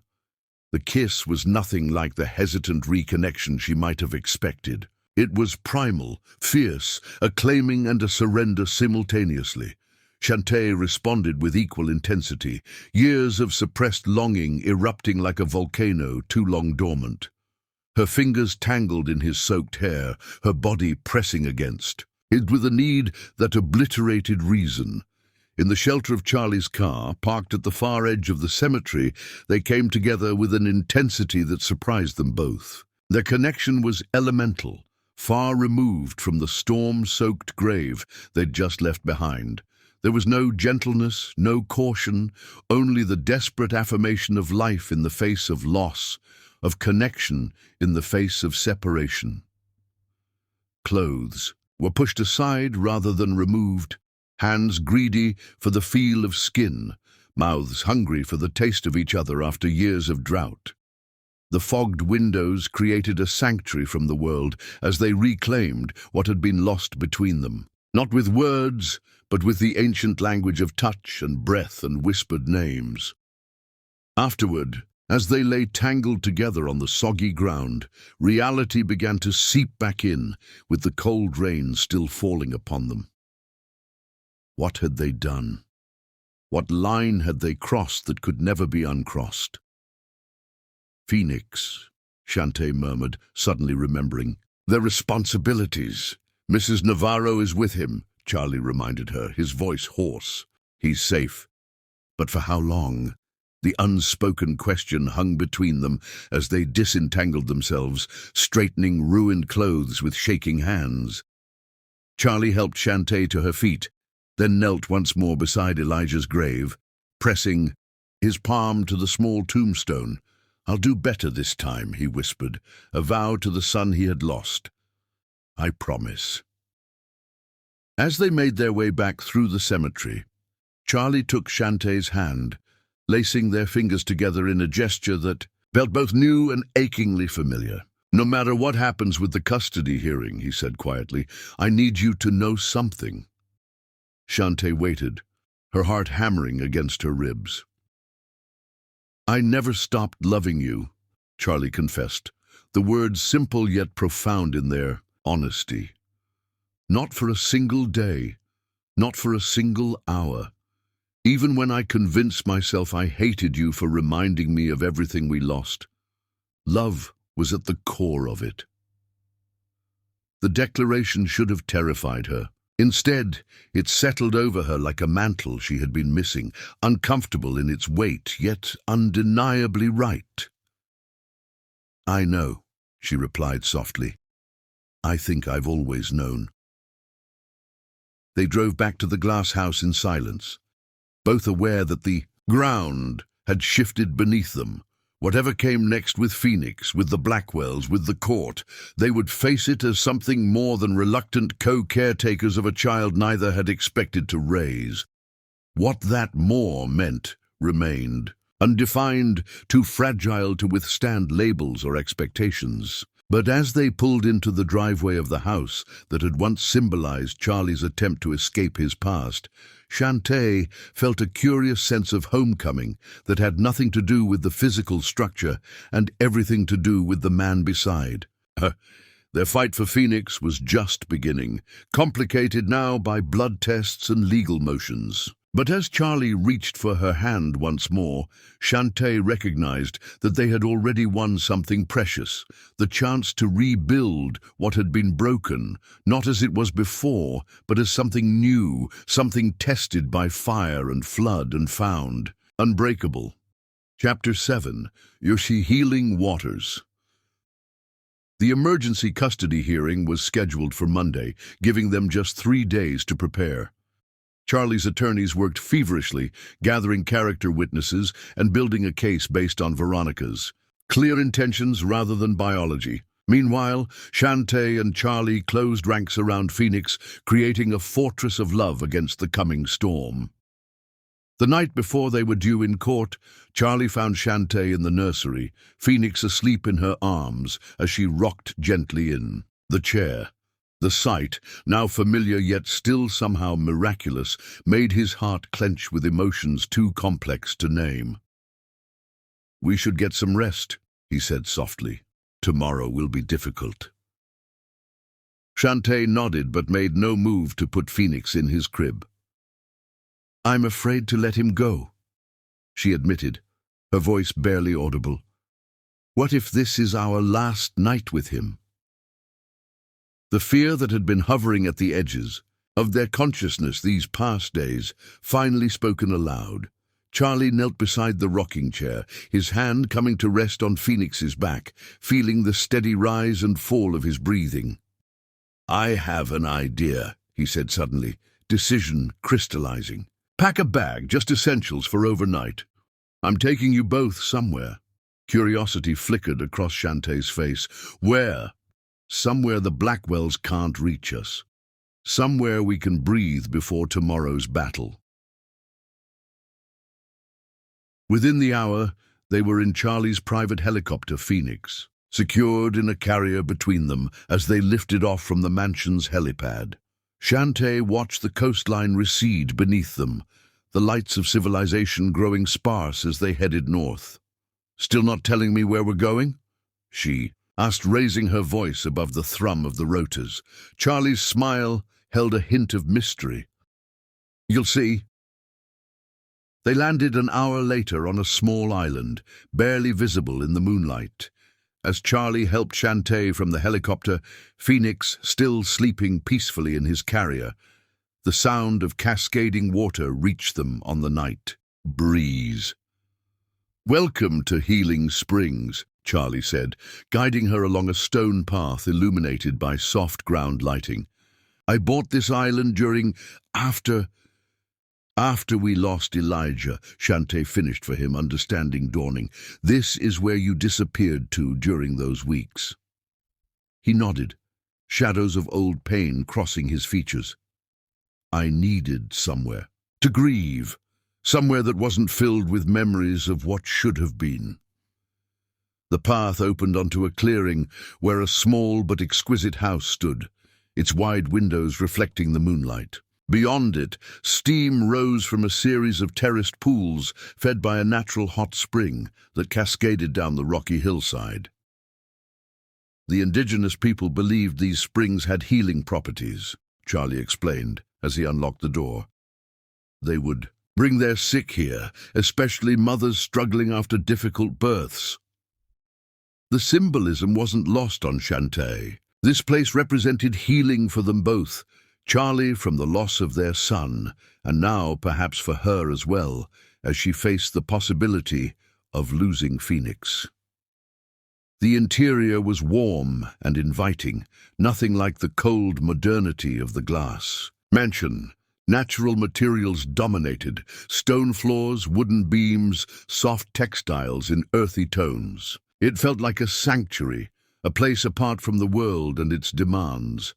After settling Phoenix in the portable crib Charlie had prepared in the bedroom, they found themselves drawn to the steaming pools outside.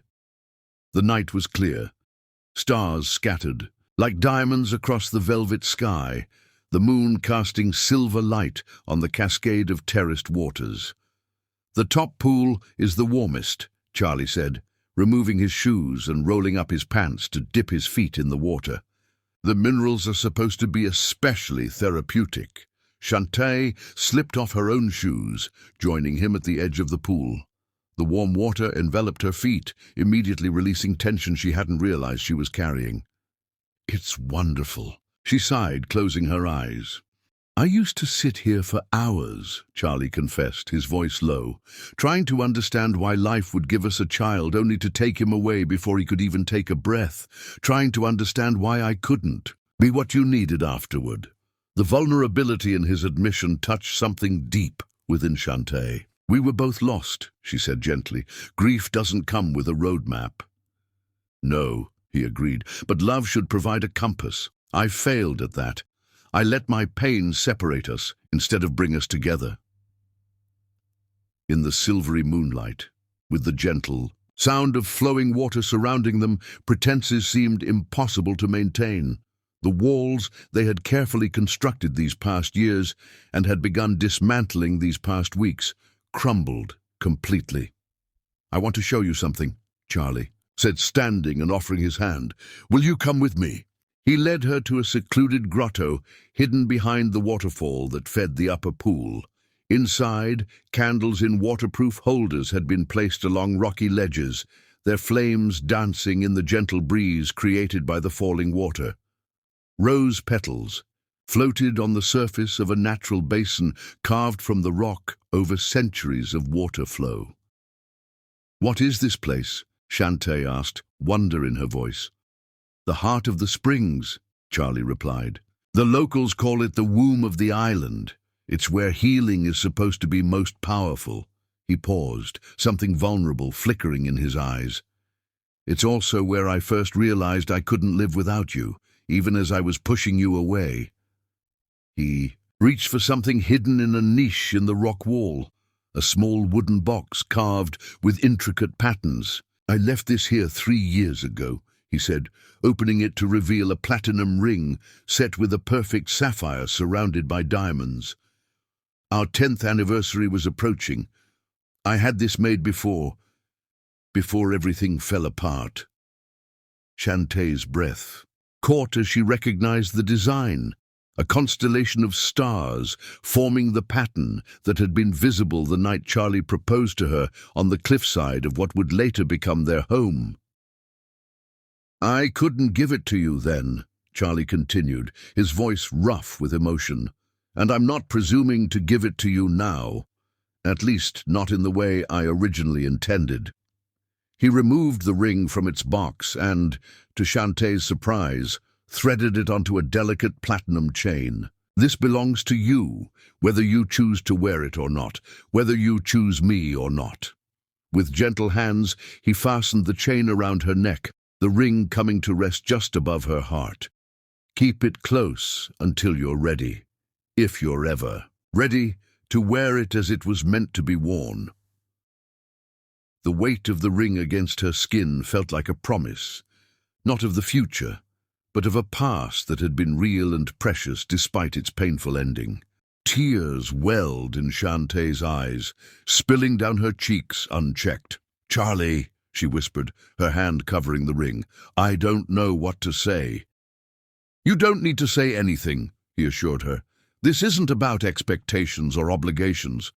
It's about honoring what we had, what we lost, and what we might someday find again." The honesty of his words, stripped of pretense or pressure, unlocked something within her. Shantae stepped closer, her hands coming up to frame his face. "Thank you," she said softly, "for bringing us here. For giving me this piece of yourself to carry with me, whatever happens tomorrow." Their lips met in a kiss unlike their desperate union in the cemetery. This was gentle, reverent, an acknowledgement of shared pain transformed into something healing. Charlie's arms encircled her, drawing her against him with exquisite tenderness. When they separated, something had shifted between them, a recognition of possibilities neither had dared contemplate in the chaotic days since their reunion. "We should check on Phoenix," Shantae murmured, though she made no move to step away from Charlie's embrace. "In a moment," he agreed, his forehead resting against hers. "I just want to hold you a little longer, while it's just us and the stars." They stood entwined in the secret grotto, the waterfall creating a curtain that separated them from the world and its complications. Tomorrow would come with its legal battles and potential heartbreak. But tonight, in this sacred space, they were simply Charlie and Shantae, two people who had loved and lost and perhaps found their way back to each other through the most unexpected of paths.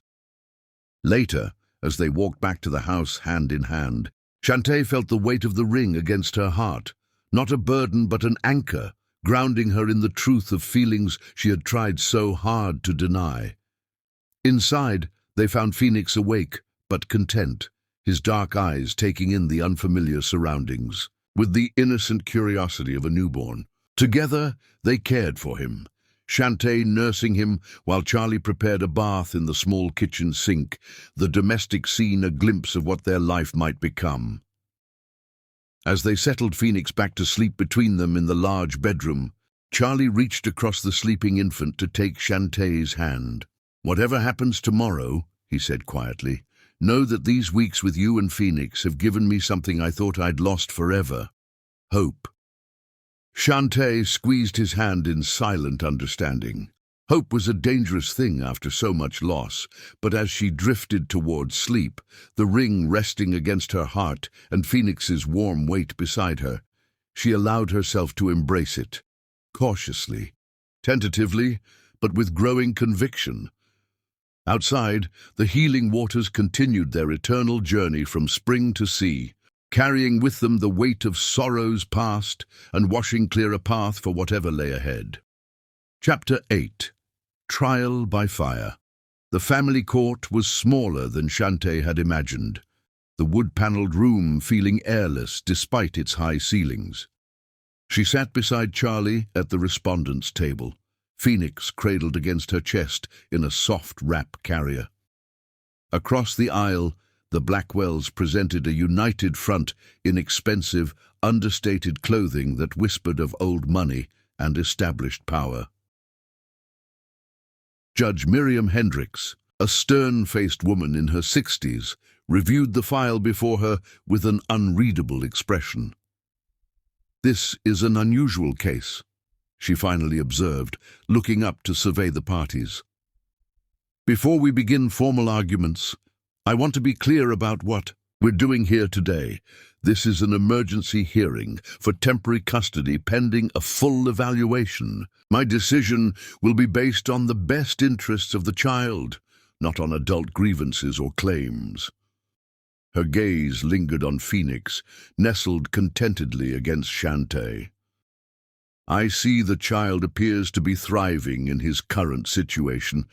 That said, I need to understand the nature of this arrangement." She turned to Charlie. "Mr. Finn, please explain to the court your relationship with Dr. Tiana and how she came to be caring for your late wife's child." Charlie stood, his composure impeccable despite the tension radiating from his body.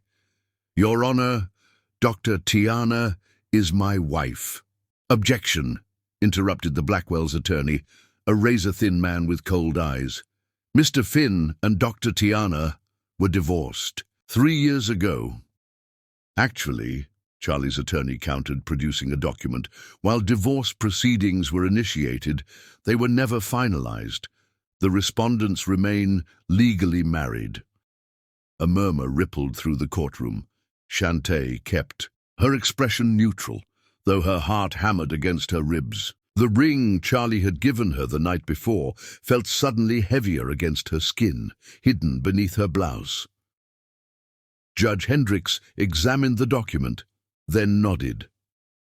"Continue, Mr. Finn." Charlie explained their history with clinical precision. Their marriage, the loss of their son, their separation, his subsequent marriage to Veronica, and the circumstances that had brought Shantae back into his life.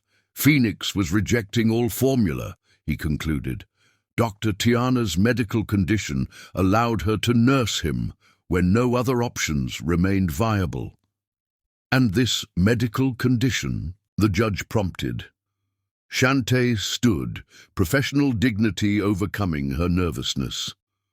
"Your Honor, I've been undergoing fertility treatments since the loss of our son. One side effect has been induced lactation, which made it possible for me to feed Phoenix when he was failing to thrive on formula." The Blackwells' attorney rose. "If I may, Your Honor, we contend that Mr. Finn sought out his estranged wife, not primarily for the child's welfare, but to rekindle their relationship under the guise of caring for Phoenix. The child is being used as a pawn in their marital reconciliation." "That's absurd," Charlie interjected, emotion breaking through. His careful control. "Mr. Finn," the judge warned, "you'll have your chance to respond." She turned to the Blackwells' attorney. "Continue, counselor." "Furthermore," he pressed, "now that DNA testing has confirmed Mr. Finn is not the child's biological father, we believe the best interests of Phoenix are served by placing him with his maternal grandparents, who have both the resources and the blood connection to provide a stable environment." The arguments continued, clinical and detached. Phoenix reduced to a subject of legal debate rather than the warm, breathing miracle. Shantae held against her heart. The ring burned against her skin, a reminder of all they had lost and might lose again. When it was finally Shantae's turn to address the court, Phoenix began to fuss, sensing her tension. Without thinking, she loosened her wrap, adjusted her clothing, and brought him to her breast, his cries immediately quieting as he latched. A shocked silence fell over the courtroom.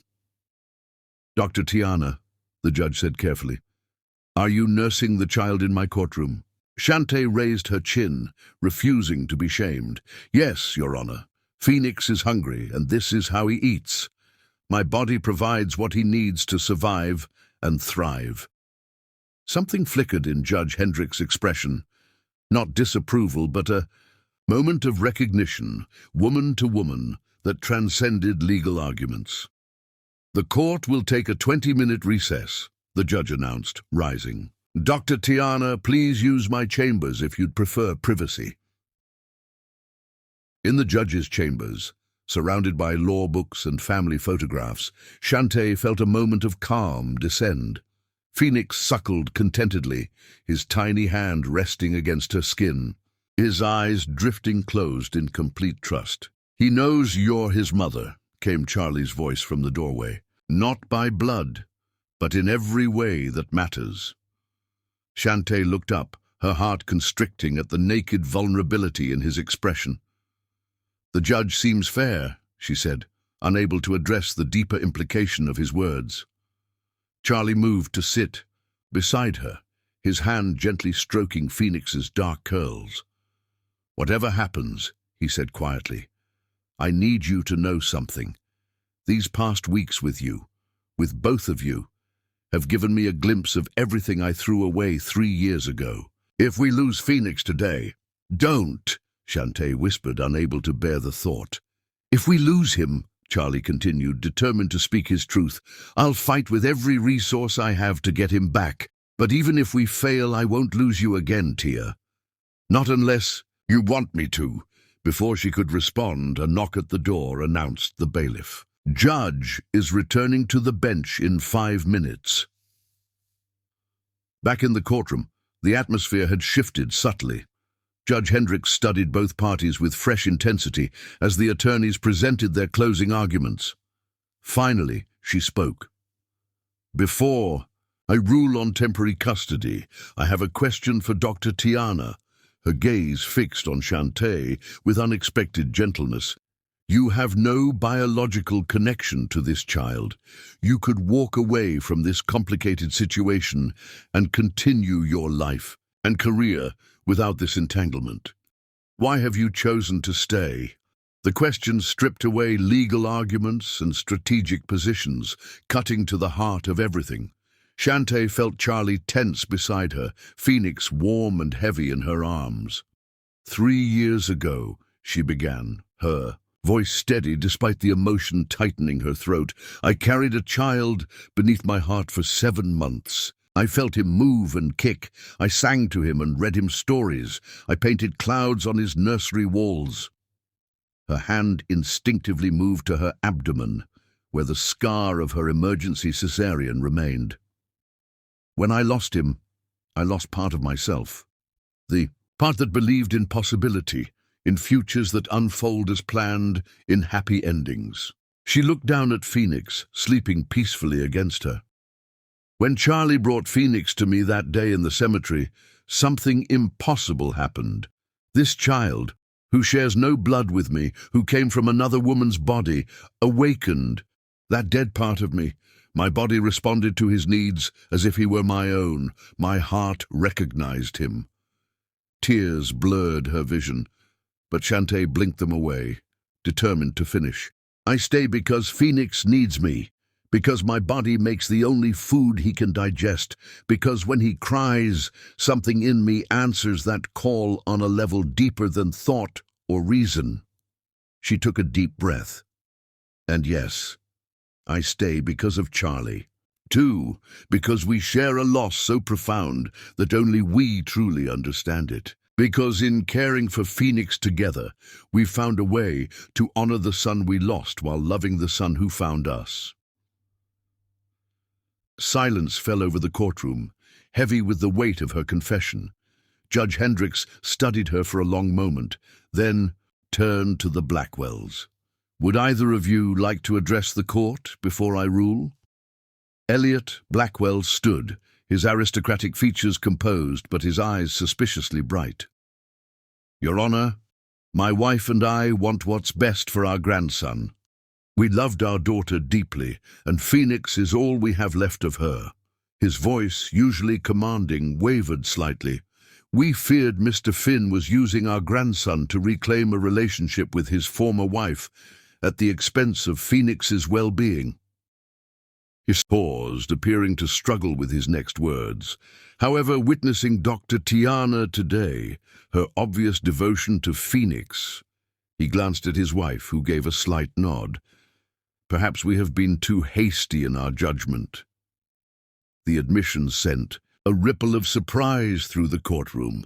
Judge Hendricks nodded thoughtfully, then rendered her decision. Temporary joint custody is granted to Charles Finn and Shantae Tiana Finn, with generous visitation rights for the maternal grandparents, Elliot and Diane Blackwell. She fixed the Blackwells with a stern gaze. "I expect all parties to work together to create a visitation schedule that prioritizes Phoenix's needs, including his feeding schedule with Dr. Tiana."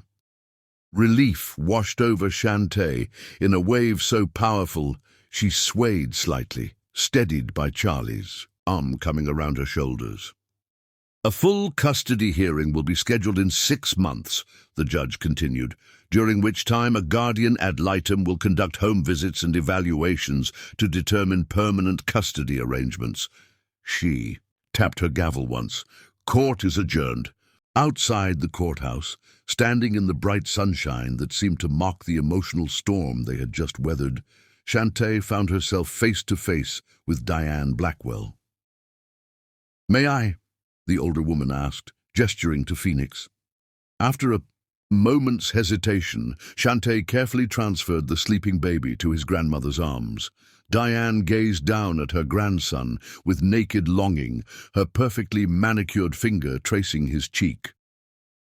"He has Veronica's nose," she said softly. "What?" "And her chin." "Yes," Shantae agreed, seeing the resemblance now that it was pointed out. "He's beautiful." Diane looked up, her eyes shining with unshed tears. "Veronica's final weeks. She spoke of you, Dr. Tiana, not by name, but she mentioned Charlie's first wife. She said you were a pediatric surgeon, that you had lost a child." Surprise rippled through Shantae. "She knew about me."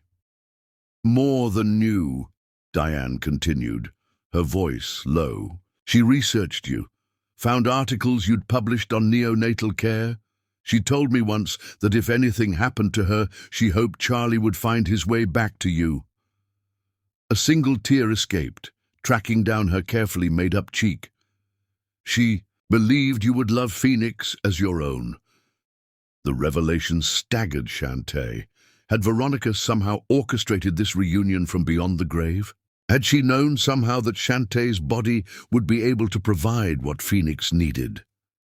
"We still believe Phoenix belongs with us," Diane added, steel returning to her voice as she handed the baby back. "But we can see that he's thriving in your care. We won't disrupt that while the court makes its final determination." It wasn't surrender, but it was a truce, fragile and temporary, but real nonetheless. As the Blackwells departed, Charlie turned to Shantae, wonder and cautious joy lighting his features. "We won," he breathed, "at least for now." Shantae nodded, the magnitude of what had just happened finally sinking in. They had 6 months, 6 precious months with Phoenix with each other, to build something strong enough to withstand the final custody determination. Charlie's fingers found the chain around her neck, lifting the ring from beneath her blouse. "When I gave you this last night," he said quietly, "I said it was yours to keep by your heart until you were ready, if you were ever ready, to wear it as intended." Shantae's pulse quickened as he continued. "I'm not asking you to decide now. We have time to heal, time to rediscover each other, time to become the family Phoenix deserves." His thumb caressed the sapphire, sending shivers across her skin. "But know that when you're ready, I'll be waiting, just as I've been waiting these past 3 years, even when I didn't realize it." Phoenix stirred between them, his tiny face scrunching before relaxing back into sleep. In that moment, looking down at this child who had brought them back together through the most unexpected of circumstances. Shantae felt something settle within her. Not quite peace, but its precursor, hope. "One day at a time," she said softly, echoing their agreement from that first night in the library during the power outage. "One day at a time," Charlie agreed, his smile reaching his eyes for the first time since he had appeared at the cemetery in the rain. He pressed a gentle kiss to her forehead, then one to Phoenix's dark curls. Starting today. Chapter 9. Letter of Light. 3. Months after the custody hearing, life had settled into a rhythm that sometimes felt almost normal. Phoenix had doubled his birth weight, his dark eyes tracking movements with growing alertness, his smiles becoming more deliberate. He had recently discovered his own hands, staring at them with comic concentration before trying to fit his entire fist into his mouth. His personality emerged more each day. He was determined like Veronica, Charlie noted, and observant like Shantae. The glass mansion no longer felt cold to Shantae. Somehow, the presence of a baby had warmed even its most austere spaces. She had subtly transformed the stark modernity with touches of warmth, soft throws draped over angular furniture, family photos in simple frames, a colorful playmat spread across the pristine floor. Charlie's corporate presence had diminished as well. He now worked from home 3 days a week, often conducting million-dollar negotiations with Phoenix sleeping against his chest in a carrier. Charlie and Shantae had settled into a careful dance of co-parenting, their relationship warming but still undefined. The ring remained on its chain around her neck, a question neither pushed to answer. "Ms. Winters is here," Mrs. Navarro announced one Thursday morning as Shantae was finishing feeding Phoenix in the solarium. Beatrice Winters, the court-appointed guardian ad litem, had been making weekly visits, observing their home life and taking meticulous notes for her eventual custody recommendation. A no-nonsense woman in her 50s, she had a surgeon's precision in her questions and an unreadable poker face. "Good morning, Dr. Tiana," Beatrice greeted, setting her leather portfolio on the coffee table. "How is our little man today?" "Thriving," Shantae replied, adjusting her blouse as Phoenix finished nursing. "He slept 6 hours straight last night, a new record." Beatrice's eyes softened momentarily as she watched Phoenix's milk-drunk expression. "I see you've maintained the feeding schedule we discussed. Has there been any change in your milk production?" The clinical questions no longer bothered Shantae. "It's stabilized. If anything, I'm producing more than he needs now. I've started freezing the excess." Beatrice made a note, then hesitated. "I received a letter yesterday," she said, her tone shifting, "from Veronica Finn's attorney. Apparently, she left a sealed document to be delivered to the court in the event of a custody dispute over Phoenix." Shantae's breath caught. "What does it say?" "I haven't opened it yet," Beatrice admitted. "The instructions specify it should be opened in the presence of both you and Mr. Finn." She checked her watch. "Is he available?" Charlie was in his home office on a conference call, but ended it immediately when Mrs. Navarro informed him of Beatrice's request. He appeared in the solarium doorway moments later, tension visible in the set of his shoulders. "Ms. Winters," he acknowledged, "I understand there's a letter from Veronica." Beatrice nodded, producing a cream-colored envelope sealed with wax. Her attorney delivered it yesterday with explicit instructions that it be opened only in the presence of both of you and a court representative. How did she know there would be a custody dispute? Shantae wondered aloud.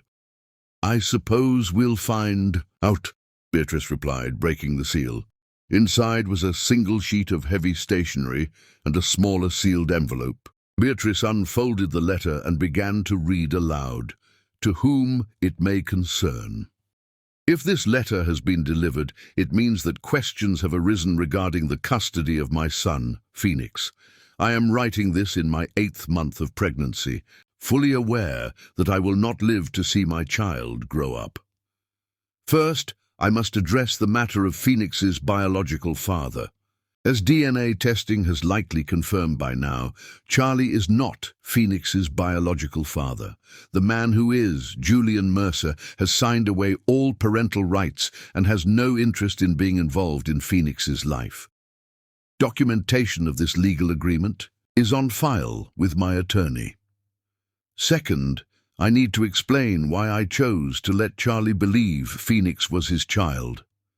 It was not out of deception, but out of love, both for the child I would never know and for the husband who showed me kindness when I needed it most. Charlie Finn is a good man who entered our marriage with his heart still bound to another. We both knew this truth, though we rarely spoke of it directly. Our arrangement was one of companionship and mutual support, not passion. When I discovered I was pregnant and simultaneously received my terminal diagnosis, I made a decision that some might find selfish. I chose Charlie to be Phoenix's father because I had witnessed firsthand his capacity for love, even when wounded by loss. Charlie's sharp intake of breath made Beatrice pause in her reading. His face had gone pale, his hands gripping the edge of the sofa. Shantae reached for him instinctively, her fingers twining with his. Beatrice continued. To my parents, Elliot and Diane Blackwell, I love you both deeply, but I know you too well. Your grief will make you possessive of Phoenix. You will see him as the last piece of me and hold him too tightly. I beg you to love him enough to let him be raised by those best suited to the task. Visit him, spoil him, tell him stories of his mother, but allow him to have parents who can give him what he truly needs. Which brings me to my final point and the true purpose of this letter. During the last months of my life, I found myself drawn to learn everything I could about the woman Charlie loved before me.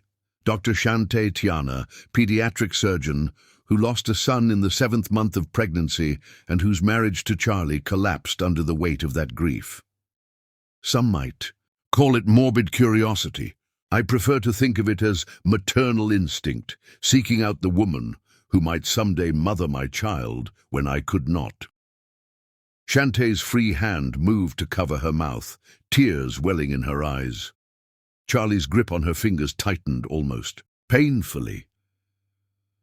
What I discovered was remarkable. Dr. Tiana had continued fertility treatments even after her divorce, treatments that can sometimes result in induced lactation. When I learned of this possibility, that the woman Charlie had never stopped loving might be physically capable of nursing my child, it felt like divine intervention. I did not share these discoveries with Charlie. The decision to seek out Shantae would need to be his alone, made from desperation and love rather than obligation to my wishes. But I am leaving this letter as my testimony.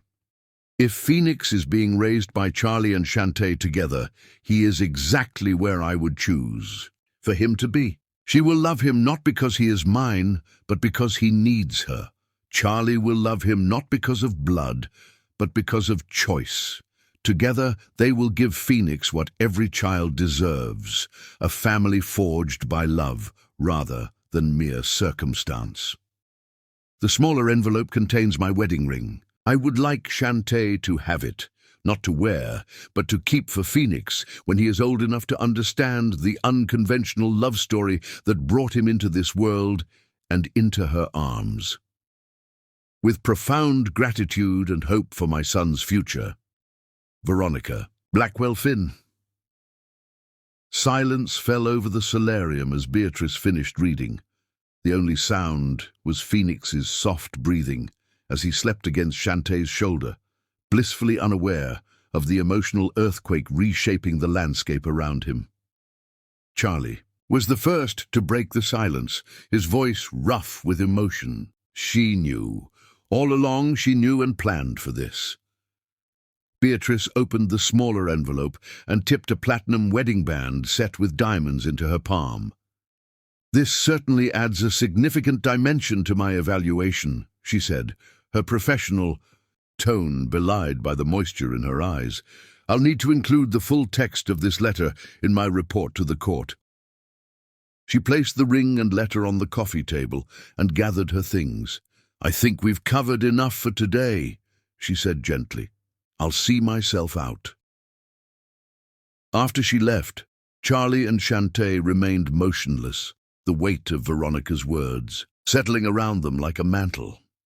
"She researched you," Charlie finally said, wonderment in his voice. "She found out about your treatments, about the possibility of induced lactation. She was making sure Phoenix would be cared for," Shantae whispered, still trying to process the revelation. "She was being a mother in the only way left to her." Charlie picked up Veronica's ring, holding it to the light. It was beautiful but understated, much like the woman who had worn it. "I never deserved her kindness," he said softly. "I married her, knowing I couldn't give her my whole heart." "And yet she loved you enough to entrust you with her child," Shantae observed. "She saw the man beneath the grief, Charlie, the man I knew before we lost Elijah." Phoenix stirred against her shoulder, making the small grunting sounds that preceded. Waking, Charlie set down Veronica's ring and held out his arms, taking his son with practiced ease. "Hey there, little man," he murmured, cradling Phoenix against his chest. "Your mama left you quite a legacy." The word mama hung in the air, between them, ambiguous in its reference. Was he speaking of Veronica or Shantae? Perhaps Shantae realized it no longer mattered. Phoenix had had two mothers from the beginning, one who had given him life at the cost of her own, and one who had been unknowingly prepared to nourish that life when the time came. "We should tell the Blackwells about the letter," she said, practical concerns surfacing through the emotional fog. Charlie nodded, his eyes never leaving Phoenix's face. They deserved to know Veronica's wishes. But first, he looked up, vulnerability naked in his expression. "What does this mean for us, Tia?" The question encompassed everything: their tentative reconciliation, their shared custody of Phoenix, the ring that still hung between her breasts, the future that remained unwritten.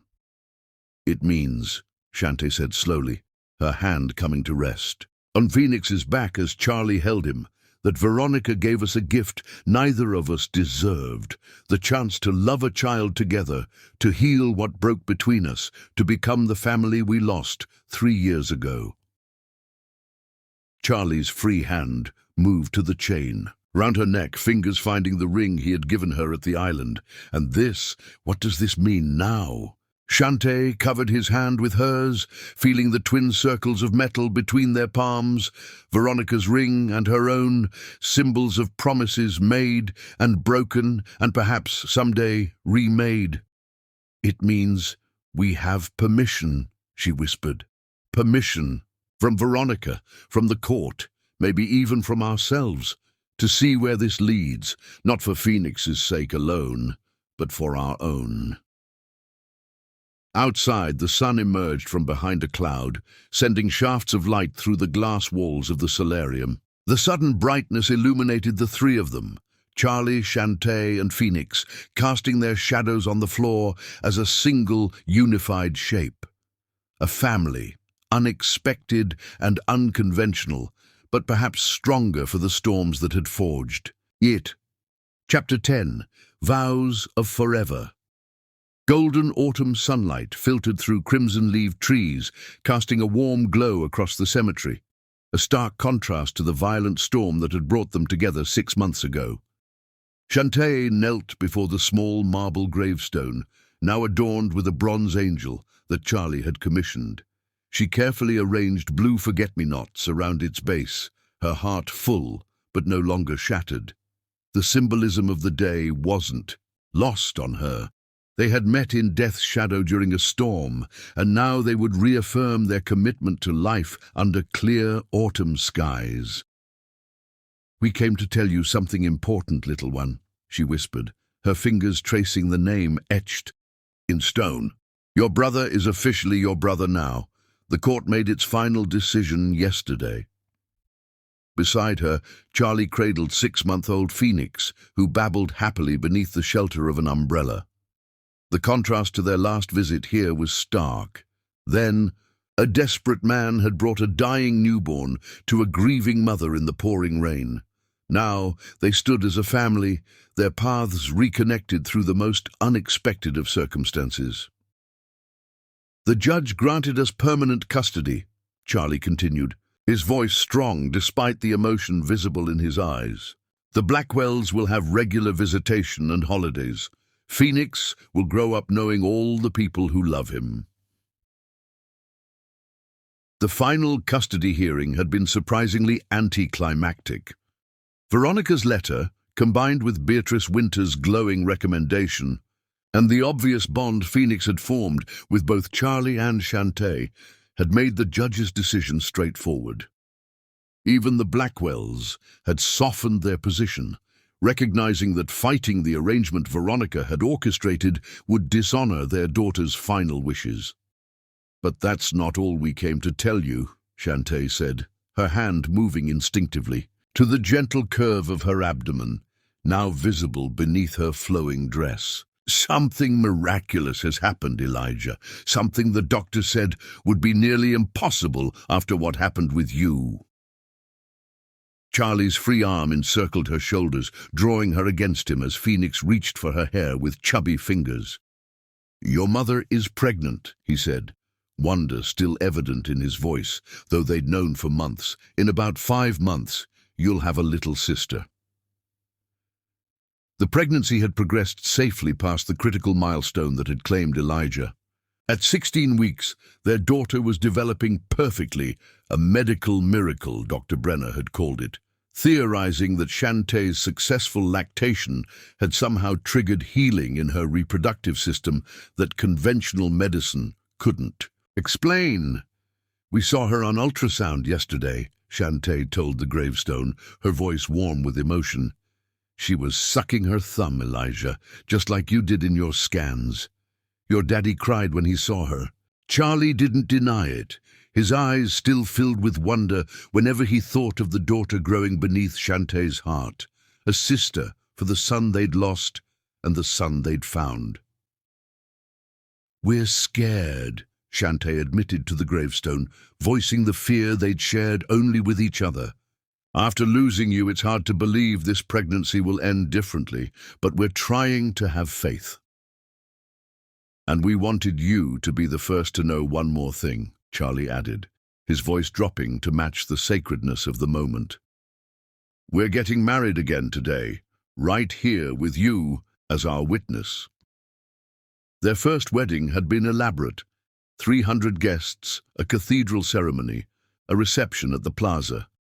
This second beginning called for something more intimate, more honest. Just the two of them, Phoenix and the spirit of the sun who had brought them together, torn them apart, and ultimately led them back to each other through the most unlikely of paths. Charlie had suggested it 3 weeks ago, as they lay in bed, with Phoenix sleeping between them. "We never actually divorced," he'd pointed out, his fingers tracing patterns on her bare shoulder. "But I think we need a new beginning, new vows that acknowledge everything we've lost and found." Now, as they stood before Elijah's grave, a discreet black car pulled up on the cemetery path. Judge Hendricks emerged, accompanied by Beatrice Winters, the two women who had played such pivotal roles in forming their unconventional family. "Are we ready?" the judge asked gently, joining them beside the grave. Shantae nodded, removing her coat to reveal a simple ivory dress that skimmed her curves, the first subtle signs of her pregnancy, visible only to those who knew to look. Around her neck hung 2 chains, one bearing the ring Charlie had given her on the island, the other holding Veronica's wedding band, kept for Phoenix, as his mother had requested. Charlie handed Phoenix to Beatrice, then faced Shantae, taking both her hands in his. The rain had lightened to a misty caress, droplets clinging to his eyelashes as he gazed at the woman he had loved, lost, and found again. "We're gathered here in this sacred place," Judge Hendricks began, "to witness the renewal of vows between Shantae Tiana and Charles Finn. Their path has not been straight or easy, but it has led them back to each other through grief and joy, loss and unexpected blessings." She nodded to Charlie, who had asked to speak his vows first. He took a deep breath, his thumbs gently caressing Shantae's knuckles. "Tia," he began, using the name only he had ever called her. "7 years ago, I stood before you and promised forever, having no concept of the storms we would face. I failed you when the darkest of those storms came, running from our shared pain instead of weathering it together." His voice broke slightly, but he continued, strength returning with each word.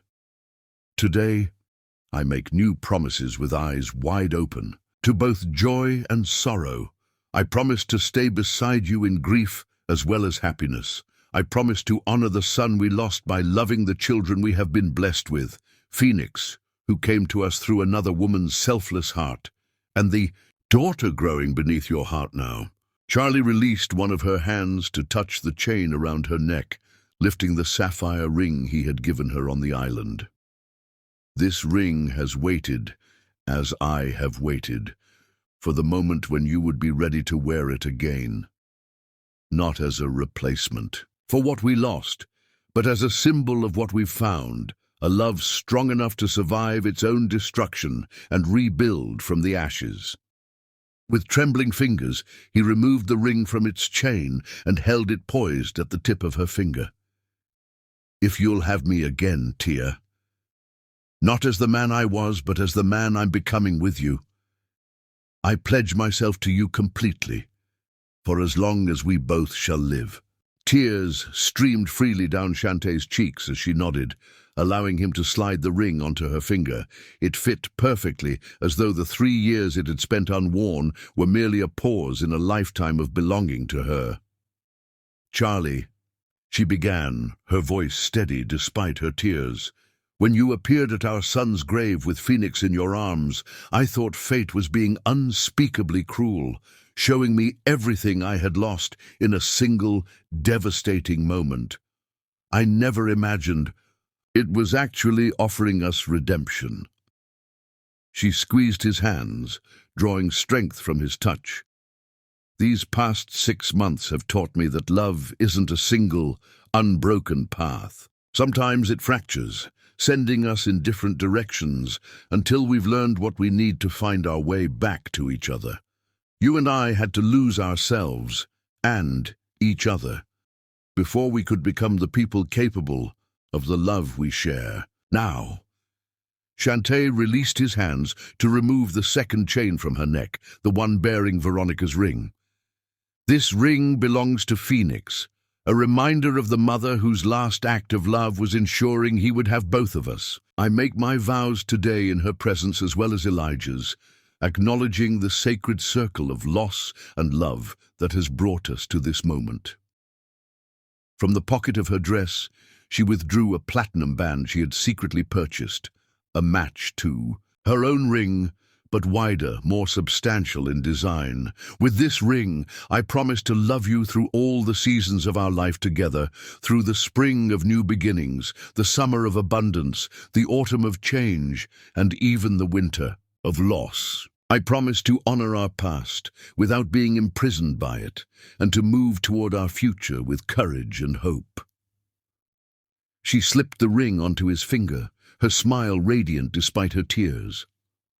"I choose you, Charlie Finn, now and always, not because you're perfect, but because we're perfect in our brokenness together."